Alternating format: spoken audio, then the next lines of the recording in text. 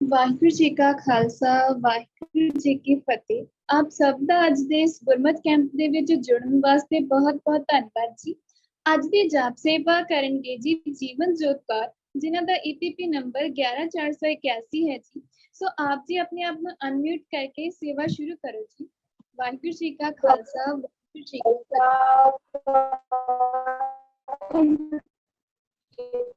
ਫਤਿਹ। ਇੱਕ ਓੰਕਾਰ ਪੁਰਖ ਨਿਰਕਾਲ ਮੂਰਤ ਅਜੂਨੀ ਸੈਭੰ ਗੁਰ ਪ੍ਰਸਾਦ। ਇੱਕ ਓੰਕਾਰ ਸਤਨਾਮ ਕਰਤਾ ਪੁਰਖ ਨਿਰਭਉ ਨਿਰਵੈਰ ਅਕਾਲ ਮੂਰਤ ਅਜੂਨੀ ਸੈਭੰ ਸਤਨਾਮ ਕਰਤਾ ਪੁਰਖ ਨਿਰਭਉ ਮੂਰਤ ਸੈਭੰ ਗੁਰ ਪ੍ਰਸਾਦ। ਇੱਕ ਓੰਕਾਰ ਸਤਨਾਮ ਕਰਤਾ ਪੁਰਖ ਨਿਰਭਉ ਨਿਰਵੈਰ ਅਕਾਲ ਮੂਰਤ ਅਜੂਨੀ ਸੈਭੰ ਗੁਰ ਪ੍ਰਸਾਦ। ਇੱਕ ਓੰਕਾਰ ਸਤਨਾਮ ਕਰਤਾ ਪੁਰਖ ਨਿਰਭਉ ਨਿਰਵੈਰ ਅਕਾਲ ਮੂਰਤ ਅਜੂਨੀ ਸੈਭੰ ਗੁਰ ਪ੍ਰਸਾਦ। ਵਾਹਿਗੁਰੂ ਵਾਹਿਗੁਰੂ ਵਾਹਿਗੁਰੂ ਵਾਹਿਗੁਰੂ। ਵਾਹਿਗੁਰੂ ਜੀ ਕਾ ਖਾਲਸਾ ਵਾਹਿਗੁਰੂ ਜੀ ਕੀ ਵਾਹਿਗੁਰੂ ਜੀ ਕਾ ਖਾਲਸਾ ਵਾਹਿਗੁਰੂ ਜੀ ਕੀ ਫਤਿਹ ਜੀ। ਅੱਜ ਦੀ ਜੋ ਕੀਰਤਨ ਦੀ ਸੇਵਾ ਹੈ ਉਹ ਜਸਮੀਨ ਕੌਰ ਜੀ ਕਰਨਗੇ, ਜਿਨ੍ਹਾਂ ਦਾ EPP ਨੰਬਰ 12999 ਹੈ ਜੀ।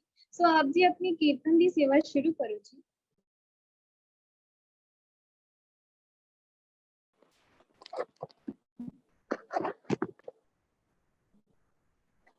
ਵਾਹਿਗੁਰੂ ਜੀ ਕਾ ਖਾਲਸਾ ਵਾਹਿਗੁਰੂ ਜੀ ਕੀ ਫਤਿਹ। ਮੇਰਾ ਨਾਮ ਜਸਮੀਨ ਕੌਰ ਤੇ ਮੇਰਾ EPP ਨੰਬਰ 12999 ਤੇ ਮੇਰਾ ਜ਼ੋਨ ਰੋਪੜ।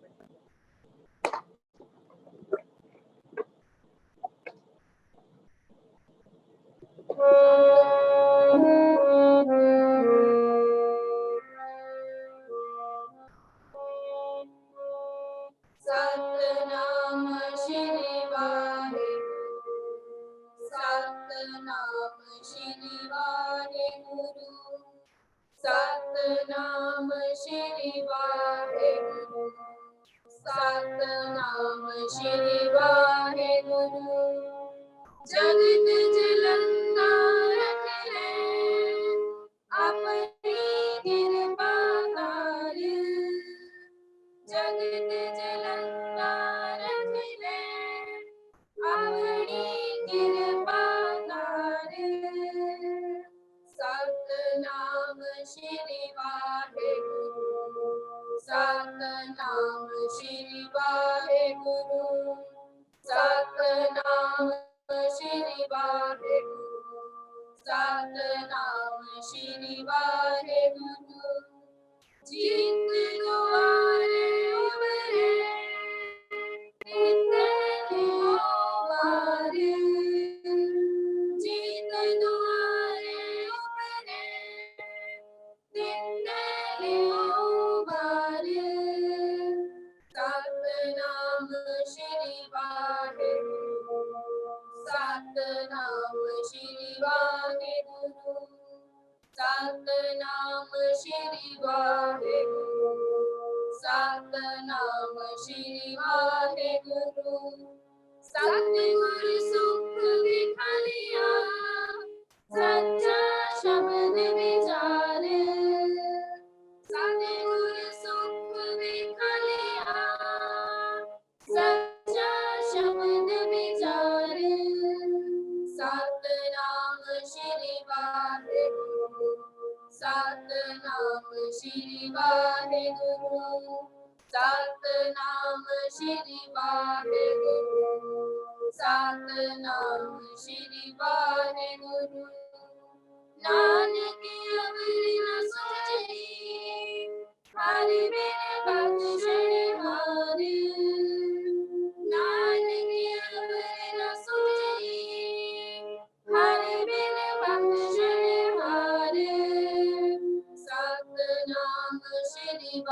ਵਾਹਿਗੁਰੂ ਸਤਨਾਮ ਸ਼੍ਰੀ ਵਾਹਿਗੁਰੂ ਸਤਨਾਮ ਸ਼੍ਰੀ ਵਾਹਿਗੁਰੂ ਸਤਨਾਮ ਸ਼੍ਰੀ ਵਾਹਿਗੁਰੂ ਸਤਨਾਮ ਸ਼੍ਰੀ ਵਾਹਿਗੁਰੂ ਸਤਨਾਮ ਸ਼੍ਰੀ ਵਾਹਿਗੁਰੂ ਵਾਹਿਗੁਰੂ ਜੀ ਕਾ ਖਾਲਸਾ ਵਾਹਿਗੁਰੂ ਜੀ ਕੀ ਜੀ ਆਪ ਜੀ ਦਾ ਬਹੁਤ ਬਹੁਤ ਧੰਨਵਾਦ। ਅੱਜ ਦਾ ਜੋ ਫਸਟ ਸੈਸ਼ਨ ਹੈ ਉਹ ਹਰਵਿੰਦਰ ਕੌਰ ਜੀ, ਹਰਸਿਮਰਨ ਕੌਰ ਜੀ, ਗਗਨਦੀਪ ਕੌਰ ਜੀ ਤੇ ਪਰਮਦੀਪ ਕੌਰ ਜੀ ਲੈਣਗੇ, ਜਿਨ੍ਹਾਂ ਦਾ ਵਿਸ਼ਾ ਹੈ ਗੁਰੂ ਹਰਕ੍ਰਿਸ਼ਨ ਸਾਹਿਬ ਜੀ। ਸੋ ਅਗਰ ਆਪ ਜੀ ਜੁੜ ਚੁੱਕੇ ਹੋ ਤਾਂ ਆਪਣਾ हैंड रेज करो जी।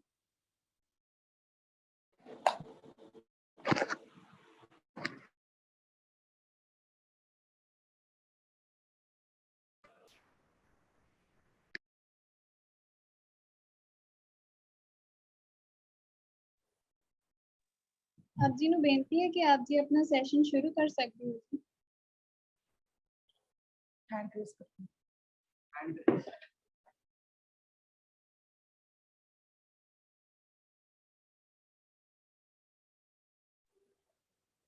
वाहिगुरु जी का खालसा वाहिगुरु जी की फतेह। वाहिगुरू जी का खालसा वाहिगुरू जी की फतेह जी। Myself हरविंदर कौर from दिल्ली तो मैं मिसेस हरविंदर कौर। ਅੱਜ ਆਪ ਜੀ ਨੂੰ ਥੋੜਾ ਜਿਹਾ ਗੁਰਬਾਣੀ ਨਾਲ ਬੱਚਿਆਂ ਨੂੰ ਮੈਂ ਜੋੜਾਂਗੀ ਕਿ ਬਿਨਾਂ ਗੁਰਬਾਣੀ ਕਿਸ ਤਰ੍ਹਾਂ ਸਾਡੀ ਲਾਈਫ ਨੂੰ ਚੇਂਜ ਕਰ ਸਕਦੀ ਹੈ। ਗੁਰਬਾਣੀ ਦਾ ਕੀ ਅਹਿਮ ਰੋਲ ਹੈ ਸਾਡੇ ਜੀਵਨ ਦੇ ਵਿੱਚ। ਬੱਚੇ ਜੁੜ ਗਏ ਸਾਰੇ? ਬੱਚੇ ਜੁੜ ਗਏ ਸਾਰੇ? ਹਾਂਜੀ ਹਾਂਜੀ ਮੈਮ ਤੁਸੀਂ ਸ਼ੁਰੂ ਕਰ ਸਕਦੇ ਹੋ। ਸਭ ਤੋਂ ਪਹਿਲੇ ਤੇ ਮੈਂ ਬੱਚਿਓ ਅਸੀਂ ਕਿੱਥੇ ਵੀ ਜਾਈਏ, ਕਿੱਥੋਂ ਵੀ ਅਸੀਂ ਜ਼ਿੰਦਗੀ ਦਾ ਇੱਕ ਅਗਰ ਸਵੇਰ ਹੁੰਦੀ ਹੈ, ਅਸੀਂ ਸਵੇਰੇ ਉੱਠਦੇ ਹਾਂ, ਸਭ ਤੋਂ ਪਹਿਲੇ ਅਸੀਂ ਗੁਰੂ ਸਾਹਿਬ ਦਾ ਨਾਮ ਵਾਹਿਗੁਰੂ ਸਤਨਾਮ ਕਰਕੇ ਹੀ ਸਵੇਰੇ ਉੱਠਦੇ ਹਾਂ। ਸਭ ਤੋਂ ਪਹਿਲੇ ਮੈਂ ਇਹ ਇੱਕ ਗੱਲ ਬੱਚਿਆਂ ਨੂੰ ਆਪਣੇ ਬੱਚੇ ਚਾਹੇ ਉਹ ਪੜ੍ਹਾਈ 'ਚ ਨੇ ਚਾਹੇ ਉਹ ਛੋਟੇ ਨੇ, ਅਸੀਂ ਅਗਰ ਪੇਰੈਂਟਸ ਨੂੰ ਦੇਖੀਏ right from the very beginning ਅਸੀਂ ਬੱਚਿਆਂ ਨੂੰ ਇਹੋ ਗੁੜਤੀ ਦੇਣੀ ਹੈ, ਨਾਮ ਦੀ ਗੁੜਤੀ ਦੇਣੀ ਹੈ। ਨਾਮ ਦੀ ਗੁੜਤੀ ਕਿਸ ਵੇਲੇ ਦਿੱਤੀ ਜਾਂਦੀ ਹੈ? ਜਦ ਬੱਚਾ ਮਾਂ ਦੇ ਗਰਭ ਵਿੱਚ ਹੁੰਦਾ ਹੈ ਤਾਂ ਹੀ ਨਾਮ ਦੀ ਮਾਤਾ ਆਪਣੇ ਨਾਲ ਬੱਚੇ ਨੂੰ ਵਾਹਿਗੁਰੂ ਦਾ ਨਾਮ ਜਪਣਾ ਸ਼ੁਰੂ ਕਰਦੇ ਹੈ। ਕਹਿੰਦੇ ਉਹ ਸਭ ਤੋਂ ਔਖਾ ਟਾਈਮ ਹੁੰਦਾ ਉਹ ਇੱਕ ਅੰਦਰ ਅੱਗ ਹੁੰਦੀ ਹੈ ਜਿਹਦੇ ਵਿੱਚ ਬੱਚਾ ਸਾਡਾ ਡਿਵੈਲਪ ਹੁੰਦਾ। ਉਸ ਤੋਂ ਬਾਅਦ ਆਓ ਬੱਚਾ ਜਿਸ ਵੇਲੇ ਇਸ ਦੁਨਿਆਵੀ ਦੁਨੀਆ ਤੇ ਆਉਂਦਾ ਤੇ ਅਸੀਂ ਕਈ ਵਾਰੀ ਅਸੀਂ ਬੜੇ ਬੜੇ ਮਿਰੈਕਲਸ ਦੇਖਦੇ ਹਾਂ। ਉਸ ਮਿਰੈਕਲਸ ਦੇ ਵਿੱਚ ਗੁਰੂ ਸਾਹਿਬ ਹਮੇਸ਼ਾ ਅਸੀਂ ਅਗਰ ਤੁਸੀਂ ਸੋਚੋ ਤੇ ਗੁਰੂ ਸਾਹਿਬ ਤੁਸੀਂ ਸੋਚਦੇ ਹੋ ਗੁਰੂ ਸਾਹਿਬ ਕਿੱਥੇ ਨੇ? ਸਭ ਤੋਂ ਪਹਿਲੇ ਤੇ ਸਾਨੂੰ ਗੁਰੂ ਗ੍ਰੰਥ ਸਾਹਿਬ ਜੀ ਦੇ ਰੂਪ ਵਿੱਚ ਜੋ ਇੱਕ ਬਾਬਾ ਜੀ ਨੇ ਸਾਨੂੰ ਗੁਰੂ ਦਿੱਤਾ ਹੈ, ਸ਼ਬਦ ਗੁਰੂ ਦੇ ਰੂਪ ਵਿੱਚ, ਉਹ ਇੱਕ ਅਨੋਖਾ ਅਦੁੱਤੀ ਹੈ। ਇਸ ਵੇਲੇ ਤੁਹਾਨੂੰ ਸ਼ਾਇਦ ਪਤਾ ਹੋਵੇਗਾ ਅਮਰੀਕਾ ਦੇ ਵਿੱਚ 11th ਫਲੋਰ ਤੇ ਪੂਰੇ ਸਨਮਾਨ ਦੇ ਨਾਲ ਸਾਡਾ ਗੁਰੂ ਗ੍ਰੰਥ ਸਾਹਿਬ ਜੀ ਵਿਰਾਜਮਾਨ ਨੇ। ਉਹਨਾਂ ਨੇ ਗੁਰੂ ਗ੍ਰੰਥ ਸਾਹਿਬ ਜੀ ਨੂੰ ਸਭ ਤੋਂ ਉੱਚਾ ਗ੍ਰੰਥ ਮੰਨਿਆ। ਤੁਸੀਂ ਕਿਸੇ ਵੀ ਜਗ੍ਹਾ ਤੇ ਚਲੇ ਜਾਓ ਗੁਰੂ ਗ੍ਰੰਥ ਸਾਹਿਬ, ਕਿਉਂਕਿ ਗੁਰੂ ਗ੍ਰੰਥ ਸਾਹਿਬ ਇੱਕ ਐਸਾ ਸ਼ਬਦ ਗੁਰੂ ਨੇ ਸਾਡੇ, ਜਿਨ੍ਹਾਂ ਅਗਰ ਅਸੀਂ ਕਹਿੰਦੇ ਨਾ ਕਿ ਅਗਰ ਅਸੀਂ ਕੋਈ ਆਪਣੀ ਪ੍ਰੋਬਲਮ ਲੈ ਕੇ ਬੈਠੇ ਹਾਂ, ਬਾਬਾ ਜੀ ਦੇ ਗੁਰਦੁਆਰੇ ਬੈਠੇ ਹਾਂ ਜਾਂ ਬਾਬਾ ਜੀ ਦੇ ਤਾਬਿਆਂ ਬੈਠੇ ਹਾਂ ਜਾਂ ਪ੍ਰਕਾਸ਼ ਕਰਨ ਲੱਗਿਆ, ਦਿਮਾਗ ਵਿੱਚ ਕੁਛ ਸੰਸਾ ਚੱਲ ਰਿਹਾ, ਉਸ ਸੰਸੇ ਦਾ ਕੀ ਰਿਜ਼ਲਟ ਹੁੰਦਾ ਕਿ ਤੁਹਾਨੂੰ ਜਿਹੜਾ ਹੁਕਮਨਾਮਾ ਗੁਰੂ ਸਾਹਿਬ ਦਿੰਦੇ ਨੇ ਨਾ, ਉਹ ਹੁਕਮਨਾਮਾ ਉਹਦੇ ਵਿੱਚ ਹੀ ਤੁਹਾਨੂੰ ਜਵਾਬ ਮਿਲ ਜਾਂਦਾ। ਔਰ ਉਹ ਜਵਾਬ ਸਾਡੇ ਵਾਸਤੇ ਇੱਕ ਪ੍ਰੀਖਿਆ ਦੀ ਕੜੀ ਹੁੰਦੀ ਹੈ। ਉਹ ਜਵਾਬ ਨੂੰ ਲੈ ਕੇ ਅਸੀਂ ਅੱਗੇ ਵਧਣਾ ਕਿ ਗੁਰੂ ਸਾਹਿਬ ਨੇ ਸਾਨੂੰ ਇਹ ਕਿਹਾ, ਅਸੀਂ ਇਹ ਚੀਜ਼ ਕਰਨੀ ਹੈ। ਕਹਿੰਦੇ ਆ ਨਾ ਬਾਣੀ ਗੁਰੂ ਗੁਰੂ ਹੈ ਬਾਣੀ, ਵਿੱਚ ਬਾਣੀ ਅੰਮ੍ਰਿਤ ਸਾਰੇ। ਉਹ ਸਾਡਾ ਇਹ ਜਿਹੜਾ ਸ਼ਬਦ ਗੁਰੂ ਸਾਡੇ ਗੁਰੂ ਗ੍ਰੰਥ ਸਾਹਿਬ ਜੀ ਮਹਾਰਾਜ ਜਾਗਦੀ ਰੂਹ, ਇਹ ਸਾਡੇ ਇੱਕ ਸ਼ਬਦ ਨੂੰ ਅਗਰ ਅਸੀਂ ਉਹਨਾਂ ਨਾਲ ਜੁੜਦੇ ਹਾਂ, ਤੁਸੀਂ 10 ਮਿੰਟ ਅੱਖਾਂ ਆਪਣਾ, ਕਈ ਵਾਰੀ ਸਵੇਰੇ ਜਿਸ ਵੇਲੇ ਸਕੂਲ ਹੁੰਦੇ ਹੋ ਤੁਸੀਂ ਅੱਖਾਂ ਬੰਦ ਕਰਕੇ 10 ਮਿੰਟ ਆਪਣੀ ਪ੍ਰੇਅਰ ਦੇ ਵਿੱਚ ਖੜੇ ਹੁੰਦੇ ਹੋ, ਤੁਹਾਨੂੰ ਕਿੰਨਾ ਅੱਛਾ ਮਹਿਸੂਸ ਹੋਏਗਾ, ਤੁਸੀਂ ਆਪਣੇ ਆਪ ਨੂੰ ਹਲਕਾ ਮਹਿਸੂਸ ਕਰੋਗੇ। ਕਿਉਂ? ਕਿਉਂਕਿ ਤੁਸੀਂ ਆਪਣੀ ਲੋ ਲਾਈ ਹੈ, ਲਿਵ ਜਿਹੜੀ ਹੈ ਗੁਰੂ ਸਾਹਿਬ ਨਾਲ ਲਗਾਈ ਹੈ, ਚਾਹੇ ਉਹ 10 ਮਿੰਟ ਨੇ। ਤੁਸੀਂ ਹਮੇਸ਼ਾ ਇੱਕ ਚੀਜ਼ ਮੈਂ ਬੱਚਿਓ ਤੁਹਾਨੂੰ ਹਮੇਸ਼ਾ ਇੱਕੋ ਗੱਲ ਕਵਾਂਗੀ ਕਿ ਹਮੇਸ਼ਾ ਤੁਸੀਂ ਜਿਸ ਵੇਲੇ ਵੀ ਪ੍ਰੇਅਰ ਵਿੱਚ ਖੜੇ ਹੋਵੋ, ਦੋਨੋਂ ਹੱਥ ਜੋੜ ਕੇ ਔਰ ਅੱਖਾਂ ਬੰਦ ਕਰਕੇ ਖੜੇ ਹੋਵੋ। ਉਸ ਨਾਲ ਗੁਰੂ ਸਾਹਿਬ ਤੁਹਾਨੂੰ ਹਿੰਮਤ ਦੇਣਗੇ, ਸ਼ਕਤੀ ਦੇਣਗੇ। ਹੀ ਇਜ਼ ਆਲਮਾਈਟੀ। ਔਰ ਮੈਂ ਤੇ ਆਪਣੀ ਜ਼ਿੰਦਗੀ ਦੇ ਵਿੱਚ ਬਹੁਤ ਕੁਝ ਪਰਖਿਆ ਵੀ ਹੋਇਆ। ਅਸੀਂ ਕੋਈ ਵੀ ਸਵਾਲ ਜਵਾਬ ਬਾਬਾ ਜੀ ਅੱਗੇ ਲੈ ਕੇ ਜਾਂਦੇ ਹਾਂ ਨਾ, ਤੇ ਸਾਨੂੰ ਉਹਦਾ ਜਵਾਬ ਮਿਲਦਾ ਹੀ ਮਿਲਦਾ ਹੈ ਨਾ। ਤੇ ਮੈਂ ਬੱਚਿਓ ਇੱਕੋ ਹੀ ਗੱਲ ਤੁਹਾਨੂੰ ਕਹਾਂਗੀ, ਆਪਣਾ ਦਿਨ ਦੀ ਸ਼ੁਰੂਆਤ ਗੁਰੂ ਸਾਹਿਬ ਦੇ ਪਾਠ ਦੇ ਨਾਲ, ਸ਼ਾਮ ਦੀ ਵੇਲੇ ਰਹਿਰਾਸ ਸਾਹਿਬ। ਠੀਕ ਹੈ, ਜਿਹੜੇ ਬੱਚੇ ਛੋਟੇ ਨੇ ਉਹ ਗੁਰੂ ਸਾਹਿਬ ਵਾਹਿਗੁਰੂ ਵਾਹਿਗੁਰੂ ਦਾ ਜਾਪ ਸਿਮਰਨ ਕਰਨ, ਕੋਈ ਦਿੱਕਤ ਨਹੀਂ। ਬਾਕੀ ਰਾਤੀ ਆਪਣੇ ਪੇਰੈਂਟਸ ਨੂੰ ਜ਼ਰੂਰ ਕਹੋ ਜਾਂ ਤੁਸੀਂ ਆਪ ਵੀ ਕੀਰਤਨ ਸੋਹਿਲੇ ਦਾ ਪਾਠ ਕਰਕੇ ਸੋ, ਕਿਉਂਕਿ ਜਿਸ ਵੇਲੇ ਅਸੀਂ ਕੋਈ ਵੀ ਪਾਠ ਕਰਦੇ ਹਾਂ, ਕੋਈ ਵੀ ਕੁਛ ਵੀ ਕਰਦੇ ਹਾਂ, ਕੋਈ ਵੀ ਪਾਠ ਕਰਦੇ ਹਾਂ, ਕੋਈ ਮੈਡੀਟੇਸ਼ਨ ਕਰਦੇ ਹਾਂ, ਅੱਖਾਂ ਬੰਦ ਕਰਕੇ ਪਾਠ ਕਰਨੇ ਆ, ਵਾਹਿਗੁਰੂ ਦਾ ਜਾਪ ਸਿਮਰਨ ਕਰਨੇ ਆ, ਗੁਰੂ ਸਾਹਿਬ ਹਾਜ਼ਰ ਨਾ ਸਕੇ।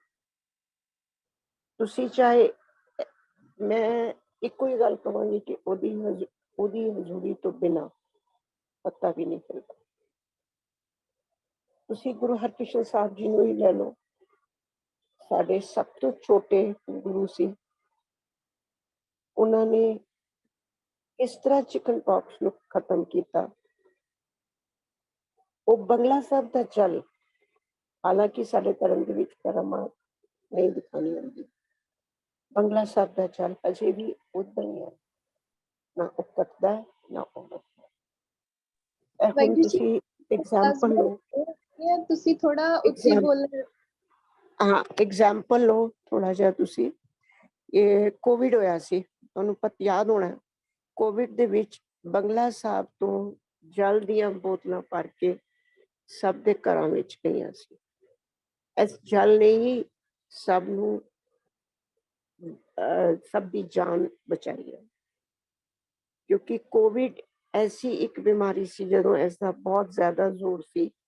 ਇੱਥੇ ਸੇਵਕਾਂ ਨੇ ਬੰਗਲਾ ਸਾਹਿਬ ਦੇ ਜਲ ਦੀਆਂ ਛੋਟੀਆਂ ਬੋਤਲਾਂ, ਵੱਡੀਆਂ ਬੋਤਲਾਂ ਸਭ ਭਰ ਕੇ ਉੱਥੇ ਹਰ ਪਾਸੇ ਭੇਜੀਆਂ ਨੇ, ਦਿੱਲੀ ਦੇ ਹਰ ਕੋਨੇ ਚ ਗਈਆਂ।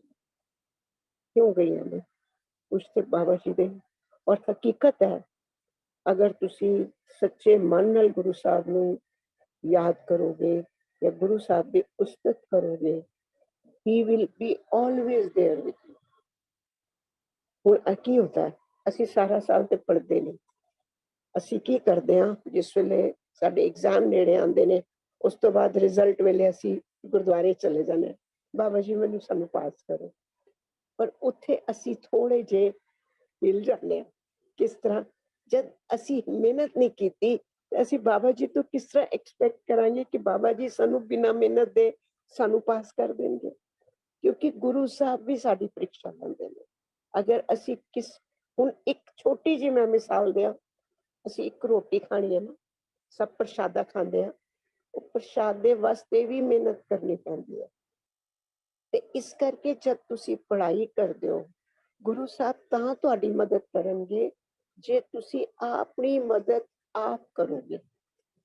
ਹਾਂ, ਮਿਹਨਤ ਕਰੋ, ਬਾਬਾ ਜੀ ਨੂੰ ਇਹ ਅਰਦਾਸ ਕਰੋ ਕਿ ਬਾਬਾ ਜੀ ਮੈਂ ਮਿਹਨਤ ਕੀਤੀ ਹੈ, ਮੈਨੂੰ ਚੰਗੇ ਨੰਬਰਾਂ ਤੋਂ ਪਾਸ ਕਰੇ। ਹੁਣ ਹਰ ਕੋਈ ਫਸਟ ਨਹੀਂ ਆ ਸਕਦਾ, ਹਰ ਕੋਈ ਥੱਲੇ ਨਹੀਂ ਜਾ ਸਕਦਾ, ਬਟ ਅਸੀਂ ਇਹ ਅਰਦਾਸ ਕਰੀਏ, ਗੁਰੂ ਸਾਹਿਬ ਸਾਨੂੰ ਚੰਗੇ ਰਸਤੇ ਪਾਏ, ਅਸੀਂ ਆਪਣੇ ਰਸਤੇ ਤੁਸੀਂ ਸਾਨੂੰ ਜਿਹੜਾ ਰਸਤਾ ਦਿਖਾਇਆ, ਹੁਣੇ ਸ਼ਬਦ ਆ ਰਿਹਾ ਸੀ, ਬੂਲੇ ਮਾਰੇ ਜਿਹਨੇ ਦਿਖਾਇਆ ਐਸਾ ਸਤਿਗੁਰ ਵਡ ਭਾਗੀ ਪਾਇਆ, ਹੈ ਨਾ। ਇਹ ਸ਼ਬਦ ਚੱਲ ਰਿਹਾ ਸੀ ਤੁਹਾਡੀ ਸਕਰੀਨ ਤੇ ਦਰਬਾਰ ਸਾਹਿਬ ਤੇ। ਹੁਣ ਕੀ ਹੈ ਕਿ ਇਸ ਵੇਲੇ ਗੁਰੂ ਸਾਹਿਬ ਜਿਸ ਮਤਲਬ ਵੀ ਆਰ, ਅਸੀਂ ਡੋਲ ਰਹੇ ਹਾਂ, ਪਰ ਬਾਬਾ ਜੀ ਸਾਡੀ ਬਾਂਹ ਪਕੜ ਕੇ, ਅਗਰ ਅਸੀਂ ਪਾਠ ਕਰਦੇ ਹਾਂ, ਬਾਬਾ ਜੀ ਸਾਡੀ ਬਾਂਹ ਪਕੜ ਕੇ ਸਾਨੂੰ ਆਪਣੇ ਓਟ ਵਿੱਚ ਲੈਂਦੇ। ਔਰ ਇਹ ਇੱਕ ਹਕੀਕਤ ਹੈ, ਮੈਂ ਖੁਦ ਇਸ ਚੀਜ਼ ਨੂੰ ਮਹਿਸੂਸ ਕੀਤਾ। ਮੈਂ I was in job, I used to move out of the house, ਮੈਂ ਪਾਠ ਤੋਂ ਬਿਨਾਂ ਨਹੀਂ ਜਾਂਦੀ ਸੀ। ਇਸ ਕਰਕੇ ਸਾਡੇ ਗੁਰੂਆਂ ਦੀ ਕੋਈ ਉਹਨਾਂ ਨੇ ਸਿੱਖੀ, ਹੁਣ ਮੈਂ ਥੋੜਾ ਜਿਹਾ ਸਿੱਖੀ ਤੇ ਆ ਜਾ। ਸਿੱਖੀ ਉਹਨਾਂ ਨੇ ਬੜੀ ਮੁਸ਼ਕਿਲ ਸਾਨੂੰ ਸਿੱਖੀ ਦਿੱਤੀ ਹੈ, ਬਹੁਤ ਸ਼ਹਾਦਤਾਂ ਹੋਈਆਂ। ਗੁਰੂ ਗੋਬਿੰਦ ਸਿੰਘ ਜੀ ਨੇ ਆਪਣੇ ਪਿਤਾ ਨੂੰ ਵਾਰਿਆ, 4 ਸਾਹਿਬਜ਼ਾਦਿਆਂ ਆਪਣੇ ਬੇਟਿਆਂ ਨੂੰ ਵਾਰਿਆ, ਮਾਤਾ ਜੀ ਦੀ ਵੀ ਸ਼ਹਾਦਤ ਹੋਈ। ਉਹ ਤੇ ਬੱਚਿਆਂ ਦੇ ਗਮ ਵਿੱਚ ਹੀ ਉਸੇ ਵੇਲੇ ਉੱਥੇ ਪੂਰੇ ਹੋ ਗਏ, ਦੋਨੋਂ ਛੋਟੇ ਬੱਚਿਆਂ ਨੂੰ। ਸਿੱਖੀ ਤਾਂ ਸਾਨੂੰ ਮਿਲੀ ਹੈ। ਇਸ ਕਰਕੇ ਬੱਚਿਓ, ਤੁਸੀਂ ਆਪਣੀ ਸਿੱਖੀ ਸਿੱਧਕ ਕੇਸਾ ਸਵਾਸਾ ਨਾਲ ਸੰਭਾਲਣੀ ਹੈ। ਆਪਣੇ ਆਪ ਨੂੰ ਬਿਲਕੁਲ ਵੀ ਨਹੀਂ ਉਹ ਕਰਨਾ ਕਿ ਡੋਲਣਾ ਨਹੀਂ ਹੈ।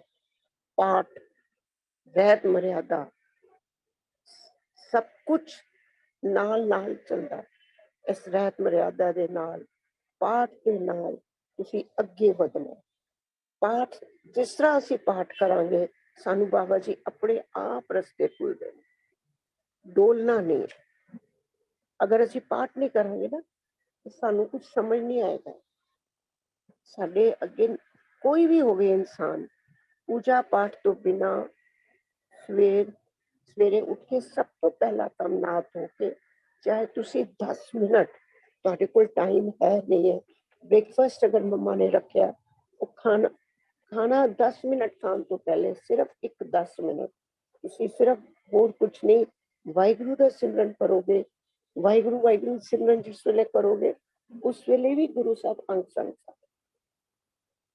ਗੁਰੂ ਸਾਹਿਬ ਇਹ ਨਹੀਂ ਕਹਿੰਦੇ, ਕਹਿੰਦੇ ਨੇ ਅਗਰ ਤੁਸੀਂ ਛੋਟੇ ਹੋ, ਤਬੀਅਤ ਤੁਹਾਡੀ ਖਰਾਬ ਹੈ, ਤੁਸੀਂ ਅਗਰ ਲੇਟੇ ਲੇਟੇ ਵੀ ਵਾਹਿਗੁਰੂ, ਤੁਸੀਂ 5 ਬਾਣੀਆਂ ਦਾ ਨਿਤਨੇਮ ਨਹੀਂ ਕਰ ਪਾਉਂਦੇ, ਤੁਸੀਂ ਲੇਟੇ ਲੇਟੇ ਵੀ ਵਾਹਿਗੁਰੂ ਵਾਹਿਗੁਰੂ ਕਰ ਦੋਗੇ, ਕੋਈ ਗੱਲ ਨਹੀਂ। ਗੁਰੂ ਸਾਹਿਬ ਆਪ ਹਾਜ਼ਰ ਨਾਜ਼ਰ ਨੇ। ਇਸ ਕਰਕੇ ਜ਼ਿਆਦਾ ਟਾਈਮ ਨਾ ਲੈਂਦੇ ਹੋਏ ਬੱਚਿਓ, ਮੈਂ ਇੱਕੋ ਹੀ ਟੂ ਐਂਡ ਅਪ, ਮੈਂ ਇੱਕੋ ਹੀ ਗੱਲ ਕਰਾਂਗੀ ਕਿ ਅਸੀਂ ਆਪਣੀ ਸਿੱਖੀ ਨੂੰ ਸੰਭਾਲਣਾ, ਅਸੀਂ ਆਪਣੇ ਪੰਥ ਨੂੰ ਸੰਭਾਲਣਾ ਤੇ ਪੰਥ ਦੀ ਸੰਭਾਲ ਕਰਨੀ ਹੈ। ਔਰ ਪੰਥ ਦੀ ਸੰਭਾਲ ਤਾਂ ਹੀ ਹੋਏਗੀ ਜੇ ਅਸੀਂ ਆਪਣੇ ਗੁਰੂ ਗ੍ਰੰਥ ਸਾਹਿਬ ਜੀ ਨੂੰ, ਸ਼ਬਦ ਜਿਹੜੇ ਸਾਡੇ ਸ਼ਬਦ ਗੁਰੂ ਨੇ, ਉਹਨਾਂ ਦੀ ਸੰਭਾਲ ਕਰਾਂਗੇ, ਉਹਨਾਂ ਨਾਲ ਜੁੜਾਂਗੇ, ਪਾਠ ਕਰਾਂਗੇ। ਚਾਹੇ ਤੁਸੀਂ ਇੱਕ ਅੰਗ ਵੀ ਰੋਜ਼ ਦਾ ਕਰੋ, ਜ਼ਰੂਰ ਜੁੜੋ।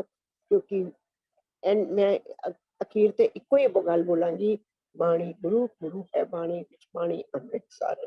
ਵਾਹਿਗੁਰੂ ਜੀ ਕਾ ਖਾਲਸਾ, ਵਾਹਿਗੁਰੂ ਜੀ ਕੀ ਫਤਿਹ। ਐਸਨ ਸਾਡੇ ਬਹੁਤ ਹੀ ਪਿਆਰੇ ਹਰਵਿੰਦਰ ਕੌਰ ਭੈਣ ਜੀ ਦਿੱਲੀ ਤੋਂ, ਤੇ ਆਈਆਂ ਸਮੂਹ ਸੰਗਤਾਂ ਦਾ ਬਹੁਤ ਬਹੁਤ ਧੰਨਵਾਦ। ਅਸੀਂ ਗੁਰਸਾਂਝ ਟੀਮ ਦਿੱਲੀ ਤੋਂ ਐਜੂਕੇਟ ਪੰਜਾਬ ਮਿਸ਼ਨ ਦਾ ਪ੍ਰੋਜੈਕਟ ਦਾ ਬਹੁਤ ਬਹੁਤ ਧੰਨਵਾਦ ਕਰਦੇ ਹਾਂ, ਜਿਨ੍ਹਾਂ ਨੇ ਸਾਨੂੰ ਅਜੇ ਮੌਕਾ ਦਿੱਤਾ। ਤੇ ਅੱਜ ਦਾ ਸੈਸ਼ਨ ਅੱਗੇ ਵਧਾਉਂਦੇ ਹੋਏ ਗੱਲ ਕਰਦੇ ਹਾਂ ਸਾਹਿਬ ਸ੍ਰੀ ਗੁਰੂ ਹਰਕ੍ਰਿਸ਼ਨ ਸਾਹਿਬ ਜੀ, ਜੋ ਕਿ 8ਵੇਂ ਗੁਰੂ ਨਾਨਕ ਦੁਆਰਾ ਚਲਾਏ ਗਏ ਨਿਰਮਲ ਪੰਥ ਦੇ 8ਵੇਂ ਗੁਰੂ ਸਨ। ਆਪ ਜੀ ਨੂੰ 5 ਸਾਲ ਦੀ ਉਮਰ ਵਿੱਚ ਗੁਰਿਆਈ ਮਿਲੀ। ਆਪ ਜੀ ਨੇ ਛੋਟੀ ਜਿਹੀ ਉਮਰ ਵਿੱਚ ਹੀ ਆਪਣੀ ਸਿਆਣਪ, ਦ੍ਰਿੜਤਾ ਤੇ ਦਲੇਰੀ ਨਾਲ ਸਿੱਖ ਪੰਥ ਦੀ ਅਗਵਾਈ ਕੀਤੀ। ਝੱਜੂ ਚੀਵਰ ਤੋਂ ਗੀਤਾ ਦੇ ਅਰਥ ਕਰਵਾਏ, ਚੇਚਕ ਤੋਂ ਜਲਦੀ ਬੁਝਦੀ ਦਿੱਲੀ ਦੀ ਸੰਗਤ ਨੂੰ ਰੋਗਾਂ ਤੋਂ ਨਿਵ੍ਰਿਤ ਕੀਤਾ। ਆਪ ਜੀ ਦੇ ਦਰਸ਼ਨਾਂ ਨਾਲ ਤਨ ਤੇ ਮਨ ਦੇ ਰੋਗ ਦੂਰ ਹੋ ਜਾਂਦੇ ਹਨ। ਇਸੇ ਲਈ ਦਸ਼ਮੇਸ਼ ਪਿਤਾ ਨੇ ਫਰਮਾਇਆ, ਸ਼੍ਰੀ ਹਰਿਕ੍ਰਿਸ਼ਨ ਧਿਆਈ ਹੈ, ਜਿਸ ਡਿਠੇ ਸਭ ਦੁੱਖ ਜਾਏ। ਆਪ ਜੀ ਜਦੋਂ ਜੋਤੀ ਜੋਤ ਸਮਾਏ, ਆਪ ਜੀ ਦੀ ਉਮਰ ਆਪ ਜੀ ਦੀ ਜਿਹੜਾ ਬਾਲ ਗੁਰਿਆਈ ਦਾ ਸਮਾਂ ਸੀ, ਕੇਵਲ 3 ਸਾਲ ਸੀ। ਮਤਲਬ 3 ਸਾਲ ਵਾਸਤੇ ਆਪ ਜੀ ਗੱਦੀ ਸੰਭਾਲੀ, ਜੋ ਕਿ ਇਹ ਦੱਸਦੀ ਹੈ ਕਿ ਉਮਰ, ਬੁੱਧੀਮਤਾ ਤੇ ਆਤਮ ਗਿਆਨ ਵਿੱਚ ਕੋਈ ਬਾਧਾ ਨਹੀਂ ਰੱਖਦੀ। ਤੇ ਅੱਜ ਦਾ ਸੈਸ਼ਨ ਅੱਗੇ ਵਧਾਉਣ ਵਾਸਤੇ ਸਾਡੇ ਵਿੱਚ ਹੈਗੇ ਨੇ ਗਗਨਦੀਪ ਕੌਰ ਜੀ, ਜੋ ਕਿ ਹੁਣ ਤੁਹਾਨੂੰ ਗੁਰੂ ਇਤਿਹਾਸ ਬਾਰੇ ਜਾਣੂ ਕਰਾਂਗੇ।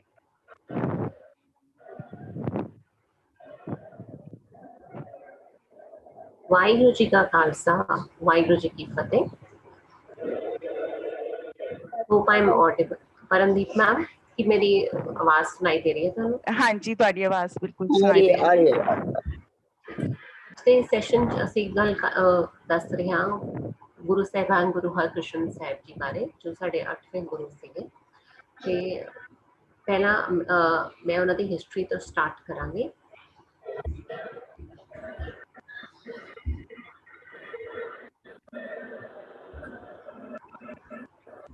ਤੇ ਅਸੀਂ ਸਭ ਬੱਚਿਆਂ ਅੱਗੇ ਰਿਕੁਐਸਟ ਕਰਦੇ ਹਾਂ, ਜਿਹੜੇ ਵੀ ਪੁਆਇੰਟਸ ਤੁਹਾਨੂੰ ਮੈਮ ਦੱਸ ਰਹੇ ਨੇ ਉਹ ਪਲੀਜ਼ ਕਿੱਥੇ ਕਿੱਥੇ ਨੋਟ ਕਰਦੇ ਜਾਓ, ਤਾਂ ਜੋ ਅਸੀਂ ਉਹਨੂੰ ਅੱਛੀ ਤਰ੍ਹਾਂ ਯਾਦ ਕਰ ਸਕੀਏ।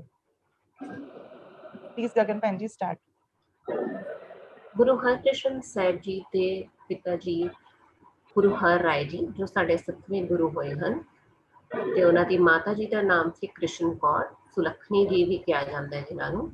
ਔਰ ਗੁਰੂ ਹਰਕ੍ਰਿਸ਼ਨ ਸਾਹਿਬ ਜੀ ਦਾ ਜੋ ਜਨਮ ਹੋਇਆ ਸੀ ਉਹ 7 ਜੁਲਾਈ 1656 ਵਿੱਚ ਹੋਇਆ ਸੀ, ਕੀਰਤਪੁਰ ਸਾਹਿਬ ਵਿਖੇ। ਤੇ ਜਦੋਂ ਉਹਨਾਂ ਨੂੰ ਗੁਰਗੱਦੀ ਮਿਲੀ ਸੀ 3 ਜੂਨ ਨੂੰ, ਤਾਂ 2 years or 6 months, ਮਤਲਬ ਅਪਰੋਕਸੀਮੇਟਲੀ 3 years ਦੀ ਏਜ ਵਿੱਚ ਸੀਗੇ। ਤਾਂ ਉਸ ਟਾਈਮ ਔਰੰਗਜ਼ੇਬ,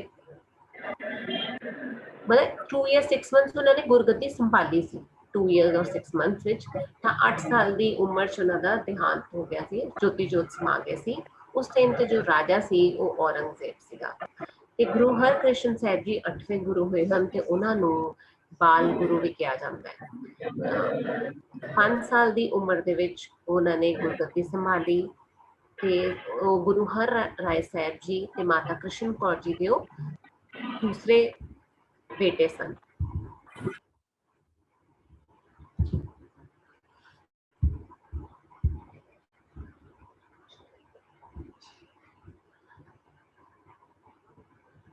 ਜਦੋਂ ਗੁਰੂ ਹਰ ਰਾਏ ਸਾਹਿਬ ਜੀ ਜੋਤੀ ਜੋਤ ਸਮਾ ਗਏ ਤਾਂ ਗੁਰੂ ਹਰਕ੍ਰਿਸ਼ਨ ਸਾਹਿਬ ਜੀ ਨੇ ਉਹਨਾਂ ਦੇ ਜੋ ਸੇਵਾਦਾਰ ਸੀ, ਉਹਨਾਂ ਨੂੰ ਜੋ ਮੰਨਦੇ ਸੀ, ਉਹਨਾਂ ਦੇ ਡਿਵੋਟੇ ਸੀ, ਉਹਨਾਂ ਨੂੰ ਸਮਝਾਇਆ ਕਿ ਜੋ ਲਾਈਫ ਹੈ, ਜੋ ਸਾਡੀ ਜ਼ਿੰਦਗੀ ਹੈ, ਉਹ ਗੁਰੂ ਸਾਹਿਬ ਦੇ ਹੱਥ ਵਿੱਚ ਹੈ। ਤਾਂ ਉਹਨਾਂ ਨੇ ਹੀ ਦੇਣੀ ਹੈ ਤੇ ਉਹਨਾਂ ਨੇ ਹੀ ਲੈ ਜਾਣੀ ਹੈ। ਤਾਂ ਇਸ ਲਈ ਜੋ ਚਲਾ ਜਾਂਦਾ ਹੈ ਉਹਦੇ ਲਈ ਰੋਣ ਦਾ ਕੋਈ ਫਾਇਦਾ ਨਹੀਂ ਹੈ, ਬਲਕਿ ਜੋ ਉਹਨਾਂ ਵੱਲੋਂ ਤੁਹਾਨੂੰ ਸਿੱਖਿਆਵਾਂ ਦਿੱਤੀਆਂ ਗਈਆਂ ਹਨ ਉਹਨਾਂ ਨੂੰ ਫੋਲੋ ਕਰਨਾ ਹੀ, ਤੁਹਾਨੂੰ ਉਹਨੂੰ ਹੀ ਫੋਲੋ ਕਰਨਾ ਚਾਹੀਦਾ ਹੈ। ਜਿਵੇਂ ਜਿਵੇਂ ਦਿਨ ਨਿਕਲਦੇ ਗਏ ਤਾਂ ਜੋ ਗੁਰੂ ਹਰ ਰਾਏ ਸਾਹਿਬ ਜੀ ਨੂੰ ਮੰਨਦੇ ਸੀ, ਸਭ ਗੁਰੂ ਹਰਕ੍ਰਿਸ਼ਨ ਸਾਹਿਬ ਜੀ ਨੂੰ ਆ ਕੇ ਦਰਸ਼ਨ ਦੇਣ ਲੱਗੇ। ਬਹੁਤ ਦੂਰੋਂ ਦੂਰੋਂ ਲੋਕ ਆਉਂਦੇ ਸੀ, ਉਹਨਾਂ ਦਾ ਆ ਕੇ ਉਹਨਾਂ ਦੇ ਬਚਨ ਸੁਣਨ ਆਉਂਦੇ ਸੀ। ਤਾਂ ਉਹ ਇੱਕ ਥਰੋਨ ਦੇ ਉੱਪਰ, ਮਤਲਬ ਇੱਕ ਥੋੜੀ ਉੱਚੀ ਜਗ੍ਹਾ ਤੇ ਬੈਠ ਕੇ ਲੋਕਾਂ ਨੂੰ ਆਪਣਾ ਗਿਆਨ ਵੀ ਸ਼ੇਅਰ ਕਰਦੇ ਸੀ ਔਰ ਉਹਨਾਂ ਨੂੰ ਸਮਝਾਉਂਦੇ ਵੀ ਸੀ ਅਬਾਊਟ ਗੁਰਸਿੱਖੀ।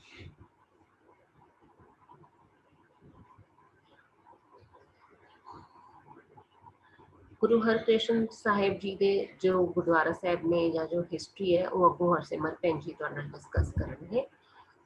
ਤਾਂ ਜਦੋਂ ਦਿੱਲੀ ਦੇ ਵਿੱਚ ਚੇਚਕ ਦੀ ਬਿਮਾਰੀ ਫੈਲੀ ਤਾਂ ਗੁਰੂ ਹਰਕ੍ਰਿਸ਼ਨ ਸਾਹਿਬ ਜੀ ਦਿੱਲੀ ਆਏ।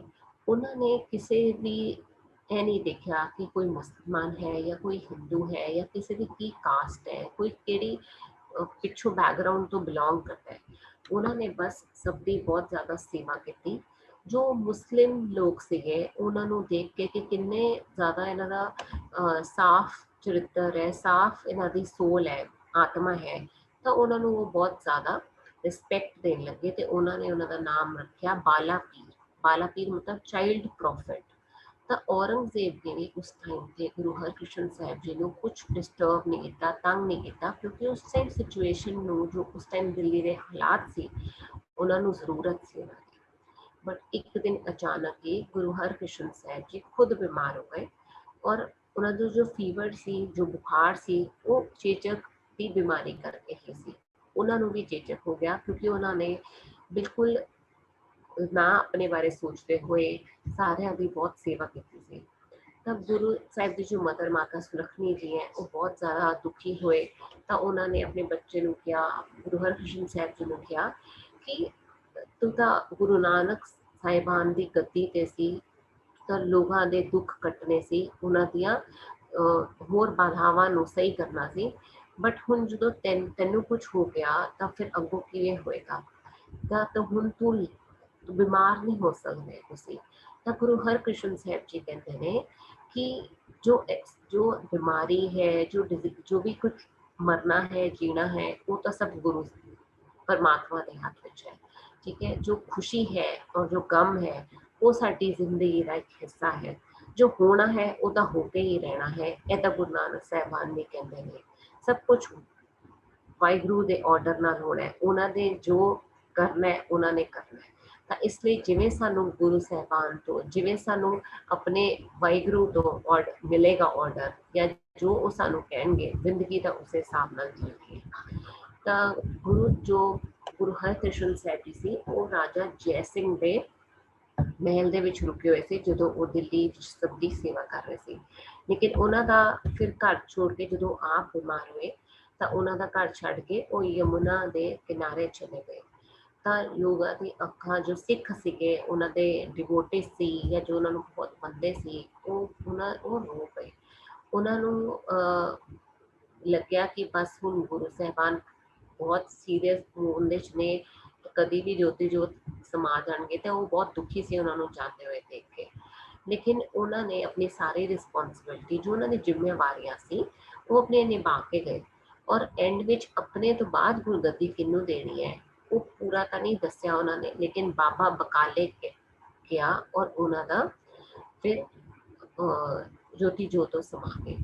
फिर लेकिन बाबा बकाले जाके इन्ना तो लोगों ने डिवोटी से उन्होंने मनते से सुनिया, तो उन्होंने फिर जाके गुरु तेग बहादुर जी को लभ्या बकाले जाके। जब गुरु हरकृष्ण साहिबान जी 16 अप्रैल 1664 विच ज्योति जोत समा गए, तो उन्होंने जो अस्थियां सी वो दिल्ली भी आई गई, ते पटलपुरी कीरतगढ़ साहब और रिवर जो सतलुज दरिया है उनके च उन्होंने अस्थियां पाई गई। बच्चों पे देखो गुरु हरकृष्ण साहिब जी 5 साल की उम्र च उन्होंने गुरगद्दी संभाली, 8 साल की उम्र च ज्योति जोत समा गए। तो सानू उन्होंने ही इस चीज़ तो एक कितनी सिक्ख्या मिलती है कि उम्र नाल नहीं तुसी बड़े बंदे। ਇਹ ਤੁਹਾਡਾ ਕਿੰਨਾ ਲਗਾਵ ਹੈ ਗੁਰੂ ਸਾਹਿਬ ਨਾਲ, ਕਿੰਨਾ ਤੁਸੀਂ ਕਿਵੇਂ ਜੇ ਤੁਸੀਂ ਵਿਚਾਰ ਰੱਖਦੇ ਹੋ ਉਹ ਜ਼ਿਆਦਾ ਮੈਟਰ ਕਰਦੇ ਹੈ। ਉਹਨਾਂ ਨੇ ਆਪਣੀ ਗੁਰੂ ਹਰਕ੍ਰਿਸ਼ਨ ਸਾਹਿਬ ਜੀ ਨੇ ਆਪਣੀ ਜਗ੍ਹਾ ਬਣਾਈ ਹੈ ਸਭ ਦੇ ਦਿਲਾਂ 'ਚ। ਜੋ ਉਹਨਾਂ ਨੇ ਕੀਤਾ ਉਹਨਾਂ ਦੇ ਕੋਈ ਵੀ ਬਾਣੀ ਗੁਰੂ ਗ੍ਰੰਥ ਸਾਹਿਬ ਜੀ ਵਿੱਚ ਦਰਜ ਨਹੀਂ ਹੈ, ਕਿਉਂਕਿ ਉਹ ਉਸ ਉਮਰ ਛਲੇ ਉਹਨਾਂ ਨੇ ਬਾਣੀ ਨਹੀਂ ਕੋਈ ਉਚਾਰੀ ਸੀ ਜਾਂ ਨਾ ਲਿਖੀ ਸੀ। ਪਰ ਜਿੰਨਾ ਵੀ ਕੰਮ ਉਹਨਾਂ ਨੇ 2 ਸਾਲ 6 ਮਹੀਨੇ 'ਚ ਕੀਤਾ, ਉਹਨਾਂ ਵਿੱਚ ਹੀ ने दूजे रिलीजन वाले लोग भी उन्होंने कितना ज़्यादा मनते हैं। तो मैं एक कहांगी कि सानू सारिਆਂ ਨੂੰ भी अपने सारे गुरु साहिबान की जो उन्होंने सानू टीचिंग्स दी हैं, जो उन्होंने सानू गुरु ग्रंथ साहिब जी विच लिख के गए हैं, उन्होंने फॉलो करना चाहिए। और तुसी अपने please A points note down कर लो गुरु साहिबान की हिस्टरी बारे उन्होंने की किया। मैं अगों हुण हरसिमर भैन जी को कहांगी कि वो सैशन कंटिन्यू करें। वाहिगुरू जी का खालसा, वाहिगुरू जी की फतेह। वाहिगुरू जी का खालसा, वाहिगुरू जी की फतेह जी।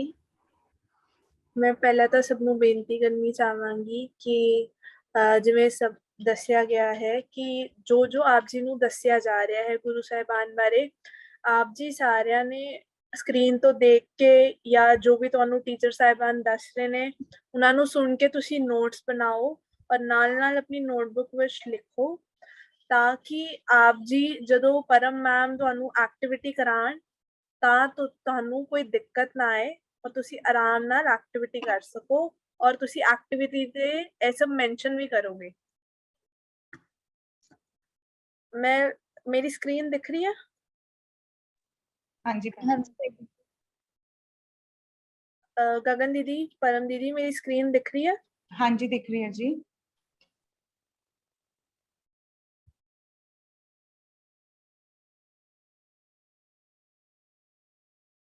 वाहिगुरू। हाँ जी थोड़ी स्क्रीन दिख रही है, तुसी शुरू कर सकते हैं अपना सेशन। ਤੁਹਾਨੂੰ ਸਾਡੀ ਸ਼ਾਇਦ ਆਵਾਜ਼ ਨਹੀਂ ਆ ਰਹੀ ਹਰਸਿਮਰ ਜੀ। ਤੁਹਾਡੀ ਸਕਰੀਨ ਦਿਖ ਰਹੀ ਹੈ? मेरी स्क्रीन विजिबल है? हाँ जी विजिबल है। प्लीज Visible है, start. Simar ji. I think कोई audio connection. Simar please start.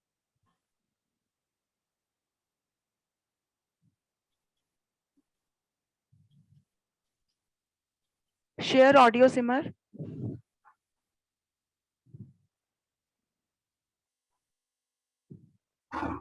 Waheguru.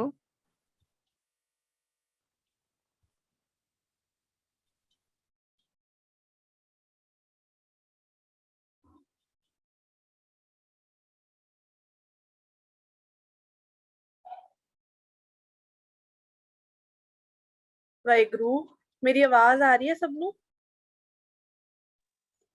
ਹਾਂਜੀ ਤੁਹਾਡੀ ਆਵਾਜ਼ ਆ ਰਹੀ ਹੈ, ਤੁਸੀਂ ਆਪਣਾ ਸੈਸ਼ਨ ਸਟਾਰਟ ਕਰ ਸਕਦੇ ਹੋ। हाँ जी सिमर भैन जी सुन रहे थोड़ी आवाज।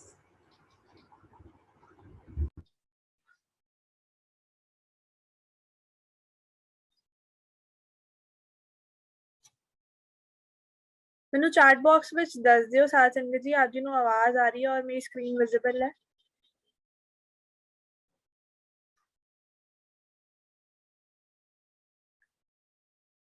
ਠੀਕ ਹੈ ਜੀ, ਧੰਨਵਾਦ।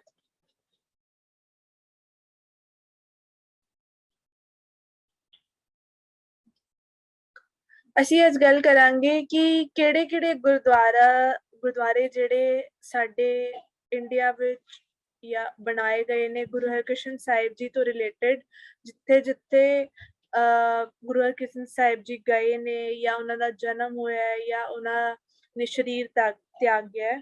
ਅਸੀਂ ਸਭ ਤੋਂ ਪਹਿਲੇ ਗੱਲ ਕਰਾਂਗੇ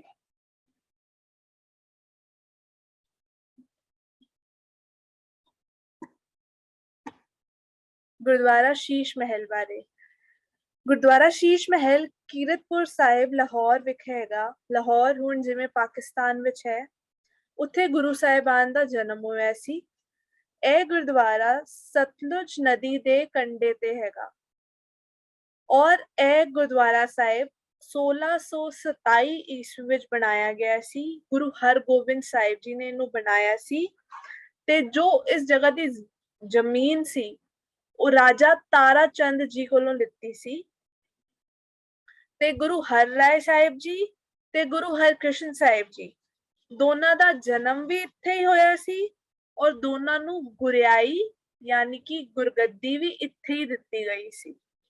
ਜੋ ਗੁਰੂ ਹਰਰਾਏ ਸਾਹਿਬ ਜੀ ਸਨ, ਜੋ 7th ਗੁਰੂ ਨੇ ਸਾਡੇ, ਉਹਨਾਂ ਦੇ ਬੱਚੇ ਵੀ ਇੱਧਰ ਹੀ ਉਹਨਾਂ ਦਾ ਜਨਮ ਹੋਇਆ ਸੀ। ਗੁਰਦੁਆਰਾ ਬੰਗਲਾ ਸਾਹਿਬ ਬਾਰੇ ਹੁਣ ਗੱਲ ਕਰਾਂਗੇ ਅਸੀਂ। ਗੁਰਦੁਆਰਾ ਬੰਗਲਾ ਸਾਹਿਬ ਕਾਫੀ ਬੱਚਿਆਂ ਨੇ ਸੁਣਿਆ ਵੀ ਹੋਏਗਾ ਔਰ ਕਾਫੀ ਬੱਚੇ ਗਏ ਵੀ ਹੋਣਗੇ। ਜਿਵੇਂ ਕਿ ਗਗਨ ਮੈਮ ਨੇ ਦੱਸਿਆ ਕਿ ਉਸ ਟਾਈਮ ਦਿੱਲੀ ਵਿੱਚ ਸਮਾਲ ਪੌਕਸ ਦੀ ਬਿਮਾਰੀ ਬਹੁਤ ਚੱਲ ਰਹੀ ਸੀ, ਜਿਹਨੂੰ ਆਪਾਂ ਕਹਿੰਦੇ ਹਾਂ ਹਿੰਦੀ ਵਿੱਚ ਜਾਂ ਪੰਜਾਬੀ ਵਿੱਚ ਚੇਚਕ ਦੀ ਬਿਮਾਰੀ, ਜਿਸ ਕਰਕੇ ਸਾਰੀ ਦਿੱਲੀ ਦੀ ਸੰਗਤ ਬਹੁਤ ਹੀ ਪਰੇਸ਼ਾਨ ਸੀ ਤੇ ਗੁਰੂ ਹਰਕ੍ਰਿਸ਼ਨ ਸਾਹਿਬ ਜੀ ਕੋਲ ਫਰਿਆਦ ਕੀਤੀ ਗਈ ਕਿ ਆਪ ਜੀ ਸੰਗਤ ਦੀ ਬੇਨਤੀ ਨੂੰ ਸੁਣੋ ਤੇ ਤੁਸੀਂ ਇੱਥੇ ਆਓ। ਜਦੋਂ ਗੁਰੂ ਹਰਕ੍ਰਿਸ਼ਨ ਸਾਹਿਬ ਜੀ ਇੱਧਰ ਆਏ ਤੇ ਅੱਜ ਜਿੱਥੇ ਗੁਰਦੁਆਰਾ ਬੰਗਲਾ ਸਾਹਿਬ ਹੈ, ਉੱਥੇ ਰਾਜਾ ਜੈ ਸਿੰਘ ਦਾ ਬੰਗਲਾ ਹੁੰਦਾ ਸੀ। ਬੰਗਲਾ ਯਾਨੀ ਕਿ ਅਸੀਂ ਜਿਹਨੂੰ ਕਹਿ ਦਿੰਦੇ ਹਾਂ ਕਿ ਬਹੁਤ ਵੱਡਾ ਘਰ ਜਿਹਨੂੰ ਅਸੀਂ ਕਹਿ ਸਕਦੇ ਹਾਂ, ਤੇ ਉਸ ਦੇ ਨਾਂ ਤੇ ਹੀ ਇਸ ਗੁਰਦੁਆਰੇ ਦਾ ਨਾਮ ਗੁਰਦੁਆਰਾ ਬੰਗਲਾ ਸਾਹਿਬ ਰੱਖ ਦਿੱਤਾ ਗਿਆ।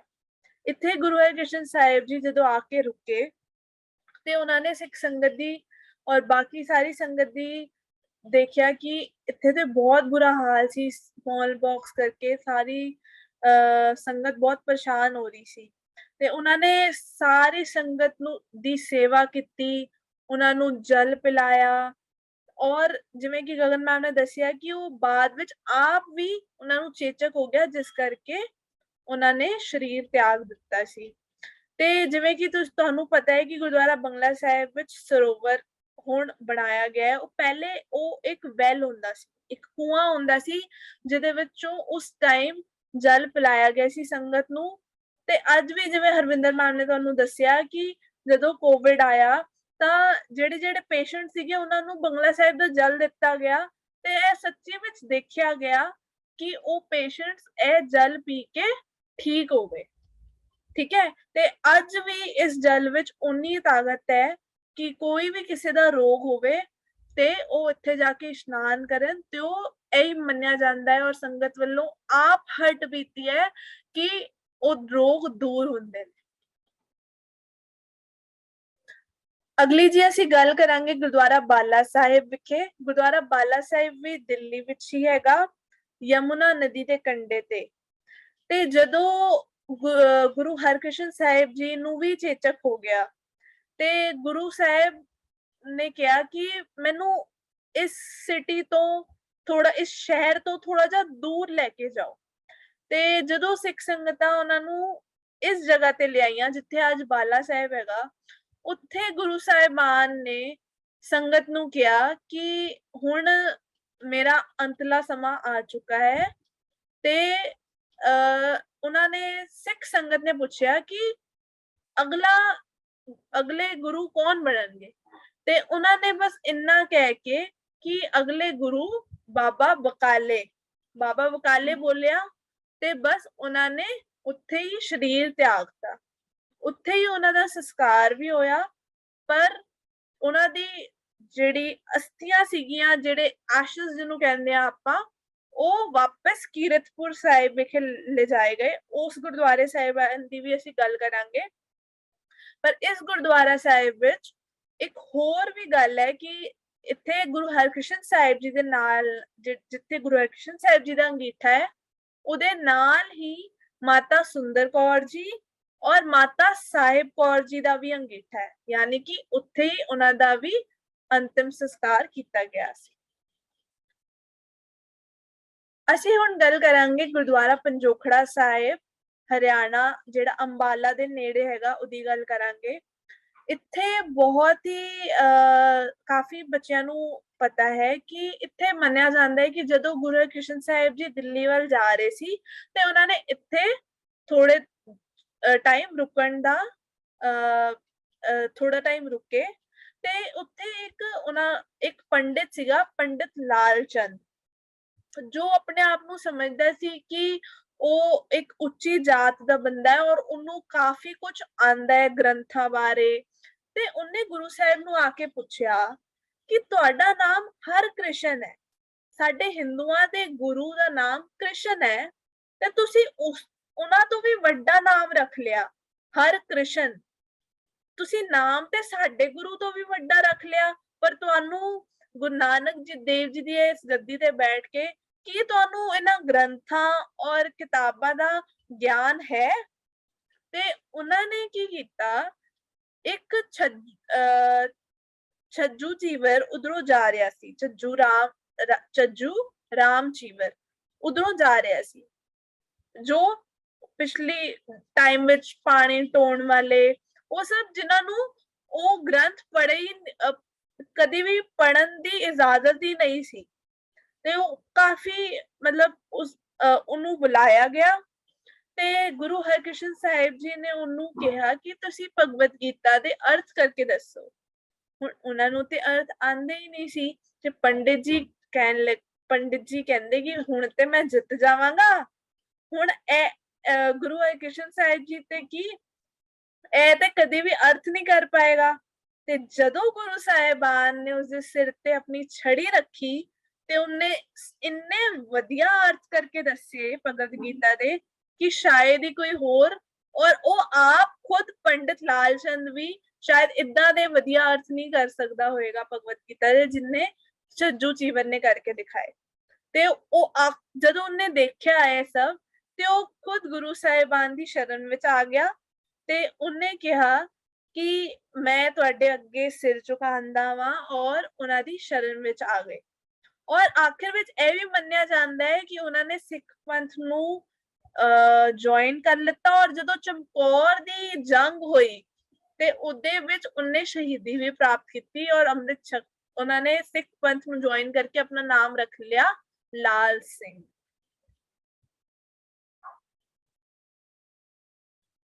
ਨੈਕਸਟ ਹੈ ਜੀ ਸਾਡਾ ਗੁਰਦੁਆਰਾ ਪਾਤਾਲਪੁਰੀ, ਜਿਵੇਂ ਕਿ ਦੱਸਿਆ ਗਿਆ ਇਹ ਕੀਰਤਪੁਰ ਸਾਹਿਬ ਵਿੱਚ ਹੈ, ਲਾਹੌਰ ਵਿੱਚ। ठीक है, कीरतपुर साहिब, ठीक है जी। ਇੱਥੇ ਗੁਰੂ ਹਰਕ੍ਰਿਸ਼ਨ ਸਾਹਿਬ ਜੀ ਦੀ ਜਿਹੜੀ ਇੱਥੇ ਬਾਲਾ ਸਾਹਿਬ ਵਿੱਚ ਅੰਤਿਮ ਸੰਸਕਾਰ ਹੋਇਆ ਤੇ ਉਹਨਾਂ ਦੇ ਜਿਹੜੇ ਅਸਥੀਆਂ ਜੋ ਇਕੱਠੀਆਂ ਕਰਕੇ ਇਸ ਗੁਰਦੁਆਰਾ ਸਾਹਿਬਾਨ ਵਿੱਚ ਲਿਜਾਈਆਂ ਗਈਆਂ ਤੇ ਇੱਥੇ ਬਹਾ ਦਿੱਤੀਆਂ ਗਈਆਂ, ਠੀਕ ਹੈ ਜੀ। ਤੇ ਇੱਥੇ ਇਸ ਗੁਰਦੁਆਰੇ ਵਿੱਚ ਗੁਰੂ ਹਰਗੋਬਿੰਦ ਸਾਹਿਬ ਜੀ ਨੇ ਇਹ ਜਗ੍ਹਾ ਗੁਰਦੁਆਰਾ ਸ਼੍ਰੀ ਤੀਰ ਸਾਹਿਬ ਹੈਗਾ ਉੱਥਰ, ਉਧਰੋਂ ਤੀਰ ਮਾਰਿਆ ਸੀ ਇੱਧਰ। ਤੇ ਗੁਰੂ ਹਰਗੋਬਿੰਦ ਸਾਹਿਬ ਜੀ ਜਦੋਂ ਆਪਣਾ ਸਰੀਰ ਤਿਆਗ ਗਿਆ ਅਤੇ ਗੁਰੂ ਹਰ ਰਾਏ ਸਾਹਿਬ ਜੀ ਨੇ ਵੀ ਜਦੋਂ ਆਪਣਾ ਸਰੀਰ ਤਿਆਗ ਗਿਆ ਤੇ ਉਹਨਾਂ ਦਾ ਅੰਤਿਮ ਸੰਸਕਾਰ ਵੀ ਇਸ ਜਗ੍ਹਾ ਤੇ ਹੀ ਕੀਤਾ ਗਿਆ ਸੀ, ਠੀਕ ਹੈ ਜੀ। ਤੇ ਬਾਬਾ ਅਣੀ ਰਾਏ ਜੀ ਜੋ ਗੁਰੂ ਹਰਗੋਬਿੰਦ ਸਾਹਿਬ ਜੀ ਦੇ ਬੱਚੇ ਸਨ, ਉਹਨਾਂ ਦਾ ਵੀ ਅੰਤਿਮ ਸੰਸਕਾਰ ਇੱਥੇ ਹੀ ਕੀਤਾ ਗਿਆ ਸੀ। ਤੇ ਇਹ ਸਨ ਗੁਰਦੁਆਰੇ ਜਿਹੜੇ ਕਿ ਗੁਰੂ ਹਰਕ੍ਰਿਸ਼ਨ ਸਾਹਿਬ ਜੀ ਦੇ ਜੀਵਨ ਤੋਂ ਰਿਲੇਟਡ ਸਨ, ਕਿਉਂਕਿ ਉਹਨਾਂ ਦਾ ਜੀਵਨ ਗੁਰਿਆਈ ਕਾਲ ਜਿਵੇਂ ਕਿ ਦੱਸਿਆ ਗਿਆ ਕਿ 2.5 ਸਾਲ ਦੇ ਆਸ-ਪਾਸ ਦਾ ਸੀਗਾ, ਇਸ ਕਰਕੇ ਸਾਨੂੰ ਜ਼ਿਆਦਾ ਗੁਰਦੁਆਰੇ ਉਹਨਾਂ ਦੇ ਜੀਵਨ ਕਾਲ ਤੋਂ ਰਿਲੇਟਡ ਨਹੀਂ ਮਿਲਦੇ। ਪਰ ਇਸ ਜਿੰਨੇ ਗੁਰਦੁਆਰੇ ਅਸੀਂ ਵਿਚਾਰ ਕੀਤੀ, ਜੇ ਕਿਸੇ ਨੂੰ ਕੋਈ ਵੀ ਡਾਊਟ ਹੋਵੇ ਤੇ ਉਹ ਚੈਟ ਬਾਕਸ ਵਿੱਚ ਲਿਖ ਸਕਦਾ ਹੈ।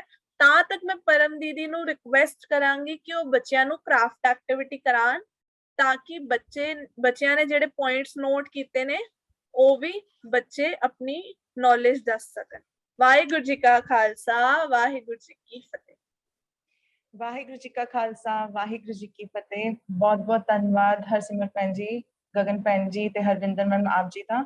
ਆਪਨੀ ਜੀ ਨੇ ਬਹੁਤ ਹੀ ਸੋਹਣੇ ਢੰਗ ਨਾਲ ਬੱਚਿਆਂ ਨਾਲ ਆਪਣੇ ਵਿਚਾਰ ਸਾਂਝੇ ਕੀਤੇ ਨੇ ਤੇ ਅਸੀਂ ਉਮੀਦ ਕਰਦੇ ਹਾਂ ਬੱਚਿਆਂ ਨੂੰ ਵੀ ਇਹ ਗੱਲਾਂ ਸਮਝ ਆਈਆਂ ਹੋਣਗੀਆਂ, ਉਹਨਾਂ ਨੂੰ ਗੁਰੂ ਇਤਿਹਾਸ ਬਾਰੇ ਗੱਲਾਂ ਪਤਾ ਚੱਲੀਆਂ ਹੋਣਗੀਆਂ। ਤੇ ਹੁਣ ਟਾਈਮ ਹੈਗਾ ਕ੍ਰਾਫਟ ਐਕਟੀਵਿਟੀ ਦਾ। ਕੀ ਮੇਰੀ ਦੂਜੀ ਸਕਰੀਨ ਥੱਲੇ ਵਿਜ਼ੀਬਲ ਹੈ ਟੇਬਲ ਵਿਊ? ਇਹਨੂੰ ਮੈਂ ਬਣਾ ਦਿੰਦੀ ਹਾਂ ਸਪੌਟਲਾਈਟ ਤੇ। ਆਪ ਜੀ ਸਭ ਨੇ ਮੇਰੀ ਸਟੈਪਸ ਨੂੰ ਫੋਲੋ ਕਰਨੇ ਨੇ। ਅਸੀਂ ਇਸ ਤਰ੍ਹਾਂ ਦੀ ਐਕਟੀਵਿਟੀ ਬਣਾਵਾਂਗੇ ਤੇ ਜਿਹੜਾ ਵੀ ਅੱਜ ਤੁਸੀਂ ਪੁਆਇੰਟਸ ਨੋਟ ਕੀਤੇ ਨੇ ਗੁਰੂ ਸਾਹਿਬ ਬਾਰੇ, ਉਹ ਤੁਸੀਂ ਸੋਹਣੀ ਤਰ੍ਹਾਂ ਲਿਖ ਕੇ ਸਾਡੇ ਫੇਸਬੁੱਕ ਗਰੁੱਪ ਗੁਰਸਾਂਝ ਤੇ ਵੀ ਪਾ ਸਕਦੇ ਹੋ, ਆਪਣੀਆਂ ਫੋਟੋ ਆਪਣੇ ਨਾਮ ਦੇ ਨਾਲ, ਠੀਕ ਹੈ ਜੀ। ਬਸ ਇੱਕ ਮਿੰਟ ਸਪੌਟਲਾਈਟ ਕਰ ਦਿਆਂ।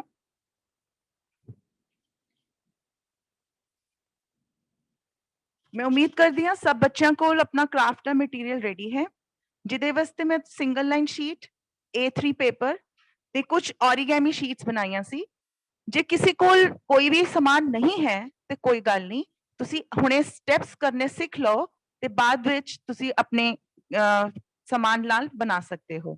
तुहाडे कोल कोई भी कलर दा ऑरिगेमी पेपर चलेगा, जरूरी नहीं है इस तरह आप जी की आवाज नहीं आ रही। हेलो, मेरी आवाज आ रही है? हाँ जी वाहिगुरू जी, आप जी की आवाज आ रही है। ओके जी।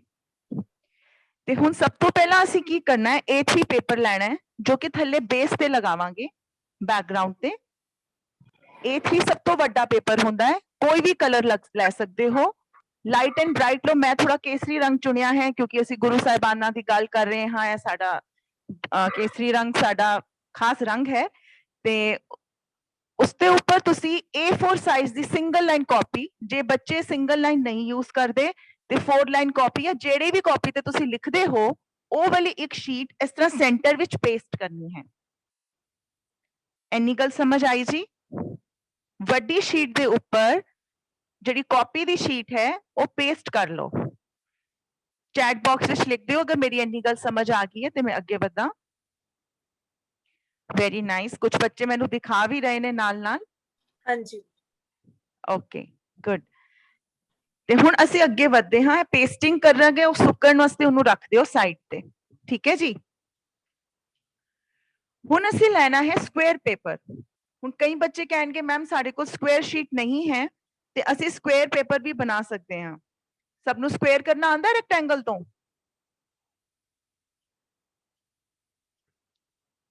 एक A4 साइज दी सिंगल लाइन शीट ले लो ते उन्नू असीं A4 किस तरह बना सकते हैं? मैं 1 मिनट ਉਹ ਵੀ ਤੁਹਾਨੂੰ ਦੱਸ ਦਿੰਦੀ ਹਾਂ ਕਿ ਅਸੀਂ ਕਿਸ ਤਰ੍ਹਾਂ ਬਣਾ ਸਕਦੇ ਹਾਂ A4 ਤੋਂ ਸਕੁਅਰ ਪੇਪਰ। 1 सेकंड जी।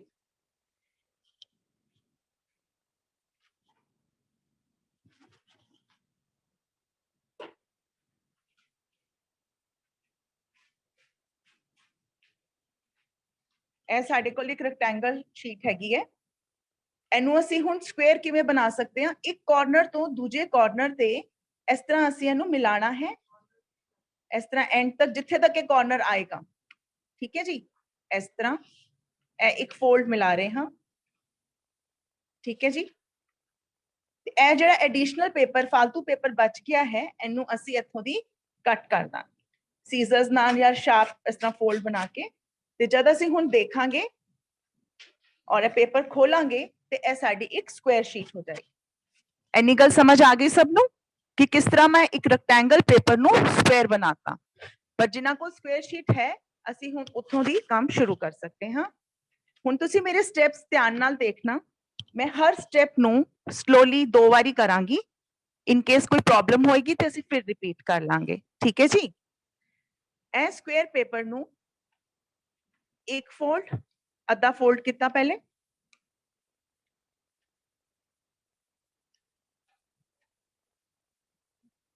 ਠੀਕ ਹੈ ਜੀ। ਇੱਕ ਸਕੁਅਰ ਪੇਪਰ ਸੀ ਉਹਨੂੰ ਮੈਂ ਵਿੱਚੋਂ ਦੀ ਫੋਲਡ ਕਰਤਾ। ਜਿਹੜੇ ਛੋਟੇ ਬੱਚੇ ਨੇ ਆਪਣੀ ਪੇਰੈਂਟਸ ਦੀ ਨਾਲ ਥੋੜੀ ਜਿਹੀ ਮਦਦ ਲੈ ਲਓ। ਤੁਹਾਡੇ ਇਹ ਜਿਹੜੇ ਫੋਲਡਸ ਨੇ ਨਾ ਬਹੁਤ ਸਾਫ਼ ਸੁਥਰੇ ਹੋਣੇ ਚਾਹੀਦੇ हैं। कि मेरी आवाज आ रही है सब नो? हाँ जी परम दीदी आ रही है। ओके जी, ਇਹ ਅਸੀਂ ਇੱਕ ਪਹਿਲਾ ਫੋਲਡ ਕੀਤਾ, ਫਿਰ ਇਹਨੂੰ ਅਸੀਂ ਦੁਬਾਰਾ ਇਸ ਤਰ੍ਹਾਂ ਫੋਲਡ ਕਰ ਦਾਂਗੇ ਤੇ ਪੇਪਰ ਸਾਡਾ ਹੋਰ ਛੋਟਾ ਹੋ ਜਾਏਗਾ, ਹੈ ਨਾ? ਠੀਕ ਹੈ ਜੀ, ਇਹ ਦੇਖੋ ਇੱਕ ਪਹਿਲੇ ਵੱਡਾ ਸਕੁਅਰ ਸੀ, ਕਿਸ ਤਰ੍ਹਾਂ ਇੱਕ ਪੇਪਰ ਨੂੰ ਫੋਲਡ ਕਰਦੇ ਕਰਦੇ ਅਸੀਂ ਕਿੱਥੇ ਤੱਕ ਪਹੁੰਚ ਜਾਂਦੇ ਆ। ਵੱਡਾ ਸਕੁਅਰ, ਫਿਰ ਰੈਕਟੈਂਗਲ, ਫਿਰ ਇੱਕ ਹੋਰ ਫੋਲਡ ਤੇ ਇੱਕ ਹੈ ਛੋਟਾ ਜਿਹਾ ਸਕੁਅਰ। ਠੀਕ ਹੈ, ਕਿਉਂਕਿ ਇਹ ਮੇਰਾ ਪੇਪਰ ਡਾਰਕ ਹੈ ਤੇ ਅਗਲਾ ਸਟੈਪ ਇੱਥੇ ਦਿਸੇਗਾ ਨਹੀਂ। ਮੈਂ ਤੁਹਾਨੂੰ 1 ਮਿੰਟ ਦਿਖਾਨੀ ਆ।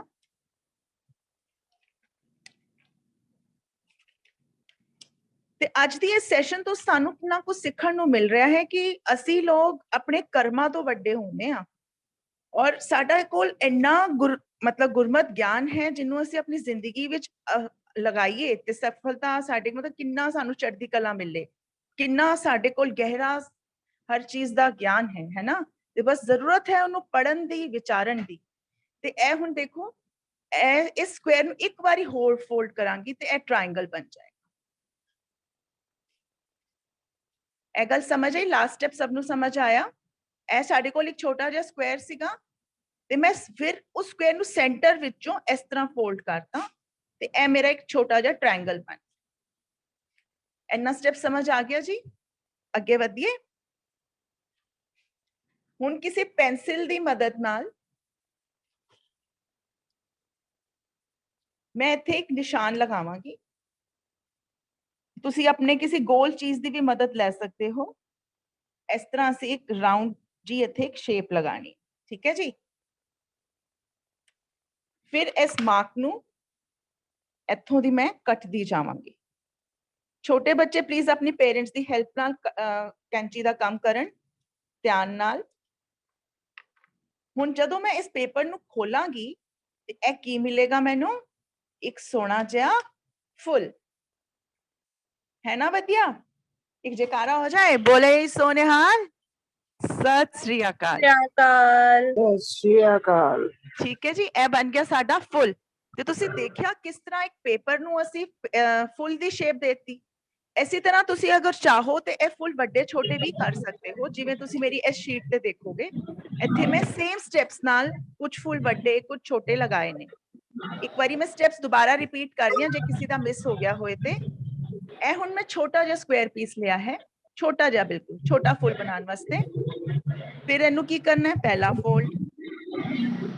ਠੀਕ ਹੈ ਜੀ, ਪਲੀਜ਼ ਪਿੱਛੋਂ ਥੋੜਾ ਸ਼ੋਰ ਆ ਰਿਹਾ, ਆਪਣੇ ਆਪ ਨੂੰ ਮਿਊਟ ਕਰ ਲਈਏ। ਇਹ ਦੂਜਾ ਫੋਲਡ। ਠੀਕ ਹੈ ਜੀ, ਹੁਣ ਇਹਦਾ ਇੱਕ ਫੋਲਡ ਹੋਰ ਲਗਾਵਾਂਗੇ। ਇਹਨੂੰ ਮਤਲਬ ਸੈਂਟਰ ਚੋਂ ਤੁਸੀਂ ਹਾਫ ਕਰਨਾ ਹੈ। ਆਪਣੇ ਕਟਸ ਨੂੰ ਬਹੁਤ ਨੀਟ ਰੱਖਣਾ ਹੈ, ਸਾਫ਼ ਰੱਖਣਾ ਹੈ ਤਾਂ ਕਿ ਤੁਹਾਡਾ ਜਿਹੜਾ ਫੁੱਲ ਹੈ ਉਹ ਖੂਬਸੂਰਤ ਲੱਗੇ। ਇਹਨੂੰ ਫਿਰ ਅਸੀਂ ਇੱਥੋਂ ਦੀ ਨਿਸ਼ਾਨ ਲਾਣਾ ਹੈ। ਜਿਹੜੀ ਸ਼ੇਪ ਤੁਸੀਂ ਦੇਣਾ ਚਾਹੋ ਉਹ ਤੁਸੀਂ ਦੇ ਸਕਦੇ ਹੋ। ਤੇ ਇਹਨੂੰ ਅਸੀਂ ਫਿਰ ਆਰਾਮ ਨਾਲ ਧਿਆਨ ਨਾਲ ਕੈਂਚੀ ਦੀ ਮਦਦ ਨਾਲ ਕੱਟ ਦਿਆਂਗੇ। ਇਹਨੂੰ ਜਦੋਂ ਅਸੀਂ ਖੋਲਾਂਗੇ ਤੇ ਇੱਕ ਫੁੱਲ ਹੋਰ ਮਿਲਿਆ। ਤੁਸੀਂ ਦੇਖਿਆ ਅਸੀਂ ਕਿਵੇਂ ਦੋ ਸਾਈਜ਼ਸ ਦੇ ਫੁੱਲ ਬਣਾ ਲਏ, ਇੱਕ ਵੱਡਾ ਤੇ ਇੱਕ ਛੋਟਾ। ਠੀਕ ਹੈ ਜੀ। ਤੇ ਹੁਣ ਕੀ ਕਰਨਾ ਹੈ, ਅਸੀਂ ਇਹ ਇੱਕ ਸ਼ੀਟ ਦੇ ਕਾਰਨਰ ਤੇ ਮੈਂ ਲਗਾਏ ਨੇ, ਵੱਡਾ ਫੁੱਲ ਸੈਂਟਰ ਵਿੱਚ ਤੇ ਦੋ ਛੋਟੇ ਫੁੱਲ ਉਹਨਾਂ ਦੇ ਅੱਗੇ। ਤੇ ਮੈਂ ਇੱਥੇ ਹੈਡਿੰਗ ਲਿਖੀ ਹੈ ਬਾਲਾ ਪ੍ਰੀਤਮ। ਤੇ ਤੁਸੀਂ ਬੱਚਿਆਂ ਨੇ ਇਹਦੇ ਥੱਲੇ ਜੋ ਤੁਹਾਨੂੰ ਉਹਨਾਂ ਦੇ ਮਾਤਾ ਪਿਤਾ ਦੇ ਨਾਮ ਬਾਰੇ, ਉਹਨਾਂ ਦਾ ਜਨਮ ਸਥਾਨ, ਉਹ ਕਿੱਥੇ ਜੋਤੀ ਜੋਤ ਸਮਾਏ, ਉਹਨਾਂ ਦੇ ਰਿਲੇਟਿਡ ਜਿਹੜੇ ਗੁਰਦੁਆਰੇ ਦੱਸੇ ਗਏ ਨੇ ਉਹਨਾਂ ਦੇ ਨਾਮ ਤੁਸੀਂ ਇਸ ਤਰ੍ਹਾਂ ਦੀ ਸ਼ੀਟ ਤੇ ਸੋਹਣੀ ਤਰ੍ਹਾਂ ਲਿਖ ਕੇ ਸਾਡੇ ਫੇਸਬੁੱਕ ਗਰੁੱਪ ਗੁਰਸਾਂਝ ਤੇ ਵੀ ਪਾ ਸਕਦੇ ਹੋ। ਮੈਂ ਉਮੀਦ ਕਰਦੀ ਹਾਂ ਇਹ ਸੈਸ਼ਨ ਤੁਹਾਨੂੰ ਸਮਝ ਆਇਆ ਹੈ ਤੇ ਸਾਡੇ ਕੋਲੋਂ ਵੀ ਬੇਅੰਤ ਭੁੱਲਾਂ ਹੋਈਆਂ ਹੋਣਗੀਆਂ। ਅਸੀਂ ਆਪਣੀ ਭੁੱਲਾਂ ਚੁੱਕਾਂ ਦੀ ਖਿਮਾ ਚਾਹੁੰਦੇ ਹਾਂ। ਤੇ ਤਸਵੀਰ ਵੀਰ ਜੀ, ਜੇ ਤੁਸੀਂ ਹੈਗੇ ਹੋ ਮੀਟਿੰਗ ਵਿੱਚ। ਹਾਂਜੀ ਵਾਹਿਗੁਰੂ ਜੀ। ਹਾਂਜੀ ਵੀਰ ਜੀ। बहुत बहुत धन्यवाद करनी आपकी पूरी टीम का। ਇਸੇ ਤਰ੍ਹਾਂ ਆਪਣੀ ਸੈਸ਼ਨ ਵਿੱਚ ਹਾਜ਼ਰੀ ਭਰਦੇ ਰਹੋਗੇ। ਮੈਂ ਚਾਰ ਭੈਣ ਜੀ ਨੂੰ ਬੇਨਤੀ ਕਰਾਂਗਾ ਕਿ ਜੇ ਕੁਝ ਬੱਚਿਆਂ ਦੇ ਸਵਾਲ ਹੈਗੇ ਤਾਂ ਹੈਂਡ ਰਾਈਜ਼ ਲੈ ਸਕਦੇ ਹੋ ਭੈਣ ਜੀ, ਆਪਣੇ ਕੋਲ ਸਮਾਂ ਹੈਗਾ। ਤੇ ਜਿਨ੍ਹਾਂ ਬੱਚਿਆਂ ਨੇ ਆਪਣੀ ਐਕਟੀਵਿਟੀ ਹੁਣੇ ਤੱਕ ਜਿੰਨੀ ਕਰ ਲਈ ਹੋ, ਇੱਕ ਵਾਰੀ ਦਿਖਾਣਾ ਚਾਹਦੇ ਹੋ ਤੇ ਦਿਖਾ ਦਿਓ ਤਾਂ ਕਿ ਕਿਸੇ ਦਾ ਕੁਝ ਮਿਸ ਹੋ ਗਿਆ ਤੇ ਮੈਂ ਰਿਪੀਟ ਕਰ ਸਕਾਂ। ਤੇ ਮੀਨਵਾਈਲ ਹਰਸਿਮਰ ਭੈਣ ਜੀ ਤੁਹਾਡੇ ਕੁਐਸਚਨ ਆਨਸਰਸ ਵੀ ਲੈ ਸਕਦੇ ਨੇ। ਜੇ ਕੋਈ ਆਪਣੀ ਵੀਡੀਓ ਤੋਂ ਦਿਖਾਣਾ ਚਾਹੁੰਦੇ ਆ ਆਪਣੇ ਫੁੱਲ ਤੇ ਪਲੀਜ਼ ਸਾਨੂੰ ਦਿਖਾ ਦਿਓ।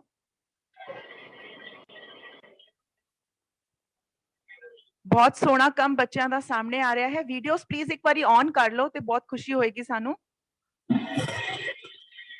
ਅੱਜ ਗੁਰੂ ਸਾਹਿਬ ਦੀ ਕਿਰਪਾ ਸਦਕਾ ਸਾਨੂੰ ਆਪ ਸਭ ਜੀ ਦੇ ਦਰਸ਼ਨ ਕਰਨ ਦਾ ਜੋ ਹੈ ਸੁਭਾਗ ਪ੍ਰਾਪਤ ਹੋਇਆ ਹੈ। ਅਸੀਂ ਬਹੁਤ ਬਹੁਤ ਧੰਨਵਾਦੀ ਹਾਂ ਪੂਰੀ ਟੀਮ ਦੇ, ਆਪ ਜੀ ਦੇ। ਤੇ ਉਮੀਦ ਕਰਦੇ ਹਾਂ ਤੁਸੀਂ ਇਹ ਕੰਮ ਕੰਪਲੀਟ ਕਰਕੇ ਵੀ ਸਾਨੂੰ ਦਿਖਾਓਗੇ, ਆਪਣੀਆਂ ਫੋਟੋਆਂ ਸਾਡੇ ਗਰੁੱਪ ਵਿੱਚ ਜ਼ਰੂਰ ਪਾਓਗੇ, ਫੇਸਬੁੱਕ ਗਰੁੱਪ ਤੇ ਪਲੀਜ਼।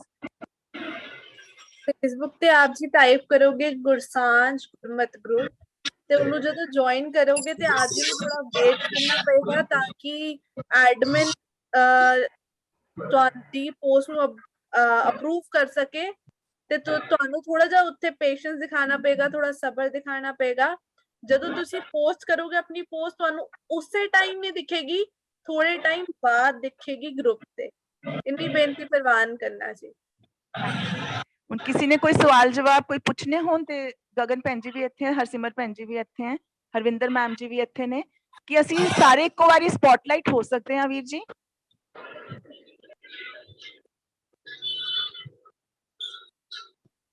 ਨਹੀਂ ਸਰ ਜੀ, ਸਾਰੇ ਤਾਂ ਨਹੀਂ ਹੋ ਸਕਣਾ, 4 ਹੋ ਸਕਦੇ ਹਾਂ।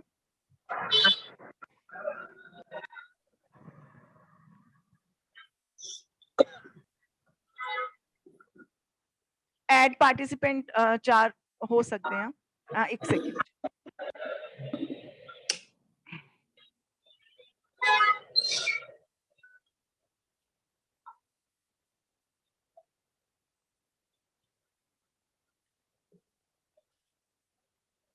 ਗਗਨ ਭੈਣ ਜੀ ਵੀ ਨਾਲ ਹੈਗੇ ਨੇ।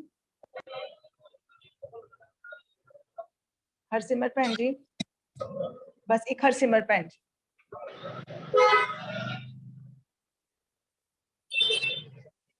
बहुत बहुत धन्यवाद जी। ਇਹ ਸਾਡੀ ਗੁਰਸਾਂਝ ਟੀਮ ਹੈ ਜੋ ਐਜੂਕੇਟ ਪੰਜਾਬ ਪ੍ਰੋਜੈਕਟ ਦੀ ਬਹੁਤ ਧੰਨਵਾਦੀ ਹੈ ਤੇ ਆਪ ਜੀ ਨੇ ਸਾਨੂੰ ਬੱਚਿਆਂ ਦੇ ਦਰਸ਼ਨ ਕਰਾਏ ਨੇ। ਹਰਸਿਮਰ ਭੈਣ ji, over to you. Harvinder ma'am ਤੁਹਾਡਾ ਬਹੁਤ ਬਹੁਤ ਧੰਨਵਾਦ ਤੇ ਤੁਸੀਂ ਬੱਚਿਆਂ ਨੂੰ ਆਪਣੇ ਐਕਸਪੀਰੀਅੰਸ ਤੋਂ ਗੁਰੂ ਸਾਹਿਬਾਨਾਂ ਬਾਰੇ ਦੱਸਿਆ। ਗਗਨ ਮੈਮ ਤੁਹਾਡਾ ਵੀ ਬਹੁਤ ਬਹੁਤ ਧੰਨਵਾਦ ਕਿ ਤੁਸੀਂ ਬੱਚਿਆਂ ਨੂੰ ਗੁਰੂ ਸਾਹਿਬਾਨ ਦੀ ਹਿਸਟਰੀ ਨਾਲ ਬਹੁਤ ਹੀ ਵਧੀਆ ਤਰੀਕੇ ਨਾਲ ਜੋੜਿਆ। ਤੇ ਪਰਮ ਮੈਮ ਤੁਹਾਡਾ ਵੀ ਕਿ ਤੁਸੀਂ ਬੱਚਿਆਂ ਨੂੰ ਕਰਾਫਟ ਐਕਟੀਵਿਟੀ ਕਰਾਈ।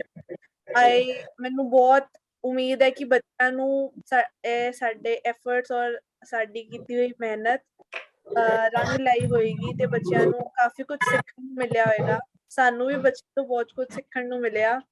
ਤੇ ਅਸੀਂ ਇੱਕ ਧੰਨਵਾਦ ਹੋਰ ਕਰਨਾ ਚਾਹਾਂਗੇ ਪੰਜਾਬ ਐਜੂਕੇਸ਼ਨ ਪ੍ਰੋਜੈਕਟ ਦਾ, ਜਿਨ੍ਹਾਂ ਨੇ ਸਾਨੂੰ ਇਹ ਮੌਕਾ ਦਿੱਤਾ ਕਿ ਅਸੀਂ ਬੱਚਿਆਂ ਦੇ ਸਨਮੁਖ ਹੋ ਕੇ ਸਾਨੂੰ ਜੋ ਬਾਬਾ ਜੀ ਨੇ ਸੁਮਤ ਦਿੱਤੀ ਹੈ ਉਹ ਅਸੀਂ ਆਪਣੀ ਸਾਂਝੀ ਕਰ ਸਕੀਏ। ਵਾਹਿਗੁਰੂ ਜੀ ਕਾ ਖਾਲਸਾ, ਵਾਹਿਗੁਰੂ ਜੀ ਕੀ ਫਤਿਹ। ਵਾਹਿਗੁਰੂ ਜੀ ਕਾ ਖਾਲਸਾ, ਵਾਹਿਗੁਰੂ ਜੀ ਕੀ ਫਤਿਹ। ਵਾਹਿਗੁਰੂ ਜੀ, ਹੁਣ ਕੁਝ ਕੁ ਬੱਚਿਆਂ ਦੇ ਸਵਾਲ ਨੇ, ਸੋ ਆਪ ਜੀ ਉਹਨਾਂ ਦਾ ਜਵਾਬ ਦੇਣਾ ਜੀ। ਸਭ ਤੋਂ ਪਹਿਲਾ ਹੈਂਡ ਰੇਜ਼ ਹੈ ਜੀ ਜਸ਼ਨ।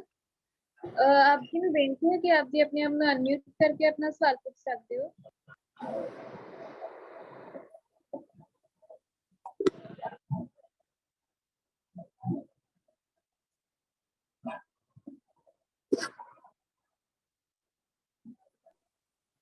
अगर आप जी का कोई सवाल है तो आप जी पूछ सकते हो।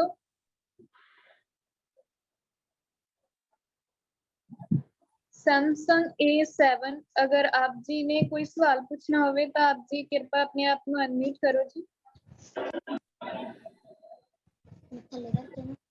कर ले मैम। अगर आप जी का कोई सवाल है तो आप पूछ सकते हो जी। मैम जे आप जी कोई सवाल पूछना चाहते हो तो पूछ सकते हो, तुसी हैंड रेज कीता सी जी।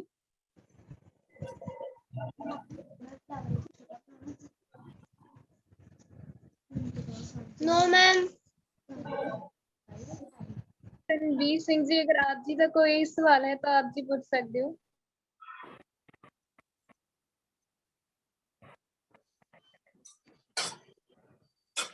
नो मैम, कोई सवाल नहीं है। आप सबको बेनती है जो कोई सवाल नहीं पूछना चाहते तो कृपया अपना हैंड रेज ना करें।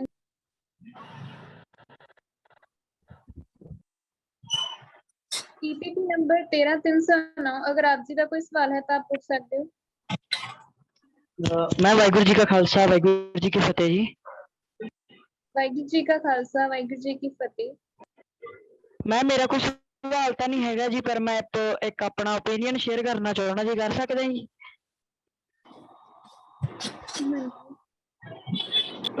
मैम मैं इदा कहना चाहना भी गुरु हरकृष्ण साहिब जी की जे आप उम्र देखिए तो कोई बाली नहीं सी, 7 ईयर सी अपनी ਉਹਨਾਂ ਦੀ ਟੋਟਲ ਏਜ ਸੀਗੀ, ਪਰ 7 ਸਾਲ ਦੀ ਉਮਰ ਦੇ ਵਿੱਚ ਵੀ ਉਹਨਾਂ ਨੇ ਇੰਨੇ ਵਧੀਆ ਗੁਰੂ ਹੋਣ ਦਾ ਆਪਣਾ ਫਰਜ਼ ਨਿਭਾਇਆ। ਤੇ ਅੱਜ ਦੀ ਜਨਰੇਸ਼ਨ ਇਹ ਸੋਚਦੀ ਆ ਵੀ ਜੇ ਕੋਈ ਵੀ ਵੱਡਾ ਕੰਮ ਕਰਨਾ ਤਾਂ ਸਾਡੀ ਏਜ ਘੱਟੋ ਘੱਟ 25 ਜਾਂ 26 ਤਾਂ ਹੋਣੀ ਚਾਹੀਦੀ ਆ, ਵੀ ਉਦੋਂ ਪਹਿਲਾਂ ਅਸੀਂ ਕੁਛ ਨਹੀਂ ਕਰ ਸਕਦੇ। ਪਰ ਮੈਂ ਆਪਣੇ ਵੀਰਾਂ ਭੈਣਾਂ ਨੂੰ ਇਹੀ ਸਲਾਹ ਦੇਣਾ ਚਾਹੁੰਦਾ ਵੀ ਕਿਸੇ ਕੰਮ ਦੀ ਕੋਈ ਏਜ ਨਹੀਂ ਹੁੰਦੀ, ਤੁਹਾਡੇ ਉਹ ਬ੍ਰੇਨ ਸਕਦੇ ਹੋ ਜੀ। ਵਾਹਿਗੁਰੂ ਜੀ ਕਾ ਖਾਲਸਾ, ਵਾਹਿਗੁਰੂ ਜੀ ਕੀ वाहिगुरू जी का खालसा, वाहिगुरू जी की फतेह जी। अगला हैंड रेज है जी 12951, अगर आप जी कोई सवाल पूछना चाहते हो तो पूछ सकते हो। वाहिगुरू जी का खालसा, वाहिगुरू जी की फतेह। वाहिगुरू जी का खालसा, वाहिगुरू जी की फतेह जी। वाहिगुरू जी का खालसा, वाहिगुरू जी की फतेह जी।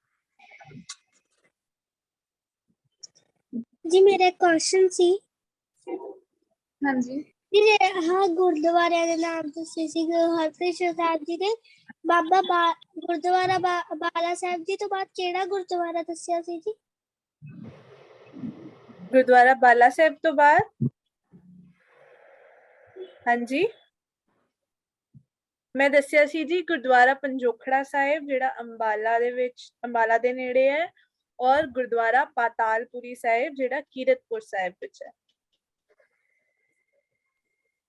जे आप जी चाहते हो ਅਸੀਂ ਤੁਹਾਨੂੰ ਇਹ ਆਪਣੀ ਪ੍ਰੈਜੈਂਟੇਸ਼ਨ ਸ਼ੇਅਰ ਵੀ ਕਰ ਦਾਂਗੇ, ਤੁਸੀਂ ਆਰਾਮ ਨਾਲ ਉਹਦੇ ਤੋਂ ਰੈਫਰੈਂਸ ਲੈ ਪਾਓਗੇ। अगला हैंड रेज है जी खुशप्रीत कौर जी।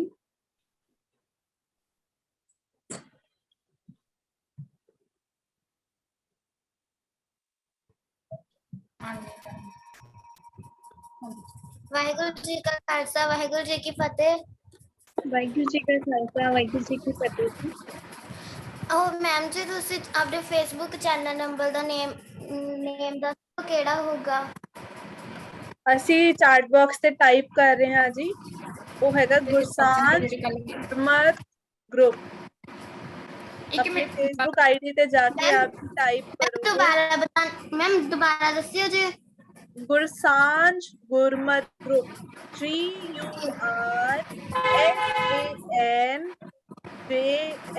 गुरसांझ। ठीक है जी मैम जी ਜਿਹੜੇ ਤੁਸੀਂ ਇੱਕ ਕੱਲ ਕੁਐਸਚਨ ਦੱਸੇ ਸੀਗੇ ਉਹ ਤੁਸੀਂ ਦੱਸ ਸਕਦੇ ਹੋ ਕਿ ਕੱਲ ਆਨਸਰ ਕਿ ਅਸੀਂ ਕਿੱਥੋਂ ਦੁਬਾਰਾ ਕਰ ਸਕਦੇ ਹਾਂ ਆਨਸਰ ਅਸੀਂ ਕਿੱਥੋਂ ਦੁਬਾਰਾ ਲੈ ਸਕਦੇ ਹਾਂਗੇ ਇਹ ਸੈਸ਼ਨ ਰਿਕਾਰਡ ਹੋ ਰਿਹਾ ਜੀ ਤੁਹਾਨੂੰ ਆਪ ਜੀ ਦੇ ਜਿਹੜੇ ਮੈਮ ਔਰ ਸਰ ਹੈਗੇ ਉਹ ਆਪ ਜੀ ਨੂੰ ਦੱਸ ਦੇਣਗੇ ਕਿ ਇਹ ਕਿੱਥੇ ਰਿਕਾਰਡ ਹੋ ਰਿਹਾ ਤਾਂ ਕਿ ਤੁਸੀਂ ਉਹਨੂੰ ਦੇਖ ਕੇ ਆਪਣਾ ਸੈਸ਼ਨ ਰਿਵਾਈਜ਼ ਕਰ ਸਕੋ ਓਕੇ ਮੈਮ ਤੁਸੀਂ ਆਪਣੇ ਵਾਈਫ ਦੇ ਨਾਲ ਵੀ ਕੰਟੈਕਟ ਕਰ ਸਕਦੇ ਹੋ ਇਸ ਬਾਰੇ ਮੈਮ ਓਕੇ ਜੀ जी ਵਾਹਿਗੁਰੂ ਜੀ ਕਾ ਖਾਲਸਾ ਵਾਹਿਗੁਰੂ ਜੀ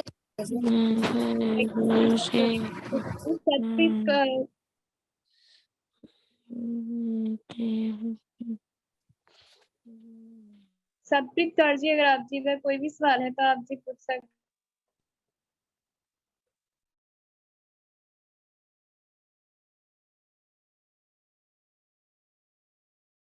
EPP नंबर 9643, आप जी अपने आप में अनम्यूट करके अपना सवाल पूछ सकते हो।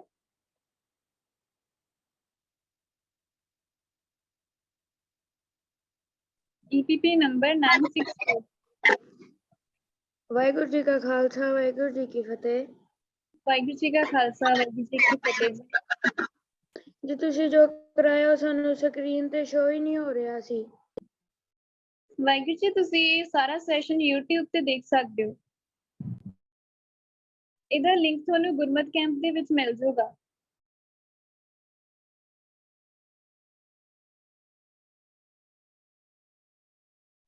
नेक्स्ट हैंड रेज जी गैलेक्सी M02।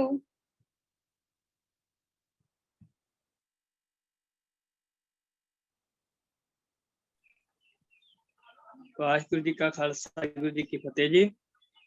ਵਾਹਿਗੁਰੂ ਜੀ ਕਾ ਖਾਲਸਾ ਜੀ ਜਿਵੇਂ ਕਿ ਇੱਕ ਵੀਰ ਨੇ ਸਟੇਟਮੈਂਟ ਦਿੱਤੀ ਸੀ ਉਹਨੇ ਆਪਣਾ ਇੱਕ ਓਪੀਨੀਅਨ ਸ਼ੇਅਰ ਕੀਤਾ ਸੀ ਇਸ ਤਰ੍ਹਾਂ ਛੋਟੀ ਉਮਰ ਵਿੱਚ ਇੱਕ ਗੁਰੂ ਨੇ ਸਾਨੂੰ ਵੀ ਉਹਨਾਂ ਤਰ੍ਹਾਂ ਦੀ ਉਮਰ ਦਾ ਨਹੀਂ ਹੋਣਾ ਚਾਹੀਦਾ ਉਹ ਵੀ ਕੁਝ ਕੰਮ ਕਰਦੇ ਆ ਸਹੀ ਕੰਮ ਕਰਨੇ ਚਾਹੀਦੇ ਆ ਸਹੀ ਕਰਮ ਕਰਨੇ ਚਾਹੀਦੇ ਆ ਪਰ ਕਿਤੇ ਕਿਤੇ ਦੇਖਿਆ ਜਾਵੇ ਤਾਂ ਇੱਕ ਗੁਰੂ ਤੇ ਕਿੱਥੇ ਇੱਕ ਜਿਹੜਾ ਆਮ ਬੰਦਾ ਕਿੱਥੇ ਆਮ ਬੰਦਾ ਤੇ ਇੱਕ ਇਹਨਾਂ ਦੋ ਵਿੱਚ ਅਲੱਗ-ਅਲੱਗ ਕਾਫੀ ਡਿਫਰੈਂਸ ਕਿਉਂਕਿ ਸ਼੍ਰੀ ਗੁਰੂ ਗੁਰੂ ਸਥਾਨ ਹੋਏ ਇਹ ਗੁਰਬਾਣੀ ਜੀ ਕਹਿੰਦੇ ਨੇ ਜੋਗ ਉਹੀ ਜੁਗਤ ਉਹਾ ਸੰਕਾਇਆ ਫਿਰ ਪਲਟੀਏ ਤੇ ਜਿਹੜੀ ਯੁਕਤੀ ਆ ਜਿਹੜੀ ਸਿਰਫ ਕਾਇਆ ਪਲਟਿਆ ਬਾਕੀ ਜਿਹੜੀ ਆਤਮਾ ਉਹ ਤਾਂ ਗੁਰੂ ਸਾਹਿਬਾਨ ਦੀ ਹੈ ਇਸ ਕਰਕੇ ਕਿ ਜਿਹੜੇ ਕਿਉਂਕਿ ਉਹ ਤਾਂ ਇੱਕ ਸਮਰੱਥ ਗੁਰੂ ਸੀ ਠੀਕ ਹੈ ਵੀ ਇਹਦੇ ਤੱਕ ਠੀਕ ਵੀ ਜਿਹੜਾ ਆਪਾਂ ਉਮਰ ਦੇ ਹਿਸਾਬ ਨਾਲ ਨਹੀਂ ਲਿਹਾਜ਼ ਵੇਖਣਾ ਚਾਹੀਦਾ ਪਰ ਜੇ ਉਮਰ ਦੇ ਹਿਸਾਬ ਨਾਲ ਦੇਖਿਆ ਜਾਵੇ ਤਾਂ ਗੁਰੂ ਸਾਹਿਬ ਇੱਕ ਸਮਰੱਥ ਗੁਰੂ ਸਨ। ਵਾਹਿਗੁਰੂ ਜੀ ਕਾ ਖਾਲਸਾ ਵਾਹਿਗੁਰੂ ਜੀ ਕੀ ਫਤਿਹ। ਵਾਹਿਗੁਰੂ ਜੀ ਕਾ ਖਾਲਸਾ ਅਗਲਾ हैंड रेज जी 15 अगर आप जी तक सवाल है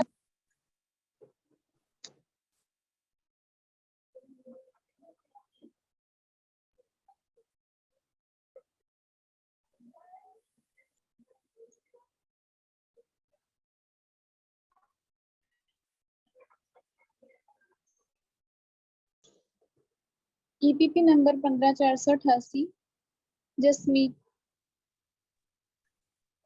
ਵਾਹਿਗੁਰੂ ਜੀ ਕਾ ਖਾਲਸਾ ਵਾਹਿਗੁਰੂ ਜੀ ਕੀ ਫਤਿਹ। ਵਾਹਿਗੁਰੂ ਜੀ ਕਾ ਖਾਲਸਾ ਵਾਹਿਗੁਰੂ ਜੀ ਕੀ ਫਤਿਹ ਜੀ। ਮੈਂ ਪੁੱਛਣਾ ਸੀ ਕਿ ਛੋਟਾ ਸਕਰ ਕਿਵੇਂ ਬਣੇਗਾ ਜੀ?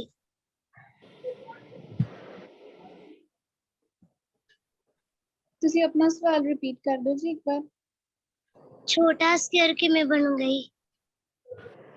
ਬੇਟੇ ਪੇਪਰ ਨੂੰ ਥੋੜਾ ਹੋਰ ਛੋਟਾ ਕੱਟ ਲੋਗੇ ਨਾ ਜਿਵੇਂ ਤੁਸੀਂ 8 by 8 ਸੈਂਟੀਮੀਟਰ ਦਾ ਕੱਟ ਲਓ 5 by 5 ਸੈਂਟੀਮੀਟਰ ਦਾ ਕੱਟ ਲਓ ਸਕੁਅਰ ਦੀ ਸਾਰੀ ਸਾਈਡਸ ਬਰਾਬਰ ਹੁੰਦੀਆਂ ਨੇ ਇਹ ਤੁਹਾਡੇ ਉੱਪਰ ਹੈ ਤੁਸੀਂ ਉਹਦੀ ਕਿੰਨੀ ਲੈਂਥ ਲੈਣੀ ਹੈ ਠੀਕ ਹੈ ਬੇਟਾ 4 ਸੈਂਟੀਮੀਟਰ ਦਾ ਵੀ ਸਕੁਅਰ ਬਣਾ ਸਕਦੇ ਹੋ 2 ਸੈਂਟੀਮੀਟਰ ਦਾ ਵੀ ਬਣਾ ਸਕਦੇ ਹੋ ਠੀਕ ਹੈ ਬੱਚੇ ਸਮਝ ਆਏਗਾ।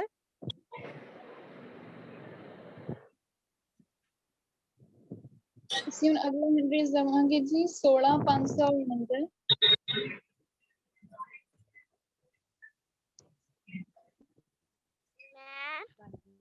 ਵਾਹਿਗੁਰੂ ਜੀ ਕਾ ਖਾਲਸਾ ਵਾਹਿਗੁਰੂ ਜੀ ਕੀ ਫਤਿਹ। ਵਾਹਿਗੁਰੂ ਜੀ का आपने जो पहले गुरुद्वारे का नाम बोला था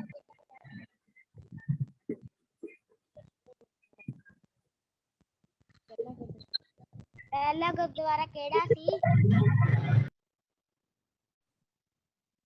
गुरुद्वारा शीश महल साहिब कीरतपुर साहिब लाहौर।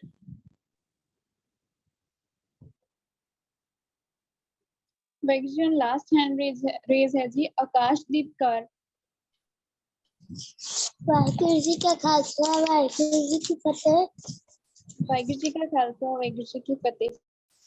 ਵਾਹਿਗੁਰੂ ਜੀ ਮੇਰਾ ਸਵਾਲ ਇਹ ਸੀ ਕਿ ਜਿਹੜੇ ਤੁਸੀਂ ਸਾਨੂੰ ਗੁਰਦੁਆਰਿਆਂ ਦੇ ਨਾਮ ਦੱਸੇ ਨੇ ਤੇ ਜਿਹੜੇ ਅਸੀਂ ਪੁਆਇੰਟ ਲਿਖਨੇ ਨੇ ਉਹ ਅਸੀਂ ਇੰਗਲਿਸ਼ ਵਿੱਚ ਹੀ ਲਿਖਨੇ ਆ? ਨਹੀਂ ਬੇਟਾ, ਤੁਹਾਨੂੰ ਜੇ ਪੰਜਾਬੀ ਅੱਛੀ ਤਰ੍ਹਾਂ ਆਉਂਦੀ ਹੈ ਤੁਸੀਂ ਪੰਜਾਬੀ ਵਿੱਚ ਵੀ ਲਿਖ ਸਕਦੇ ਹੋ, ਜਿਨ੍ਹਾਂ ਨੂੰ ਨਹੀਂ ਆਉਂਦੀ ਉਹ ਇੰਗਲਿਸ਼ ਵਿੱਚ ਵੀ ਲਿਖ ਸਕਦੇ ਹੈ, ਕਿਉਂਕਿ ਸਾਡਾ ਜਿਹੜਾ ਹੈ ਨਾ ਕਿ ਅਸੀਂ ਇੱਕ ਭਾਸ਼ਾ ਨਾਲ ਉਹ ਨਹੀਂ ਰਹਿਣਾ, ਮੇਨ ਚੀਜ਼ਾਂ ਸਾਨੂੰ ਪਤਾ ਹੋਣਾ ਚਾਹੀਦਾ, ਤੇ ਗੁਰਮੁਖੀ ਵਿੱਚ ਲਿਖੋ ਤੇ ਬਹੁਤ ਵਧੀਆ ਗੱਲ ਹੈ, ਨਹੀਂ ਤੇ ਤੁਸੀਂ ਇੰਗਲਿਸ਼ ਵਿੱਚ ਵੀ ਲਿਖ ਸਕਦੇ ਹੋ। ਠੀਕ ਹੈ ਜੀ।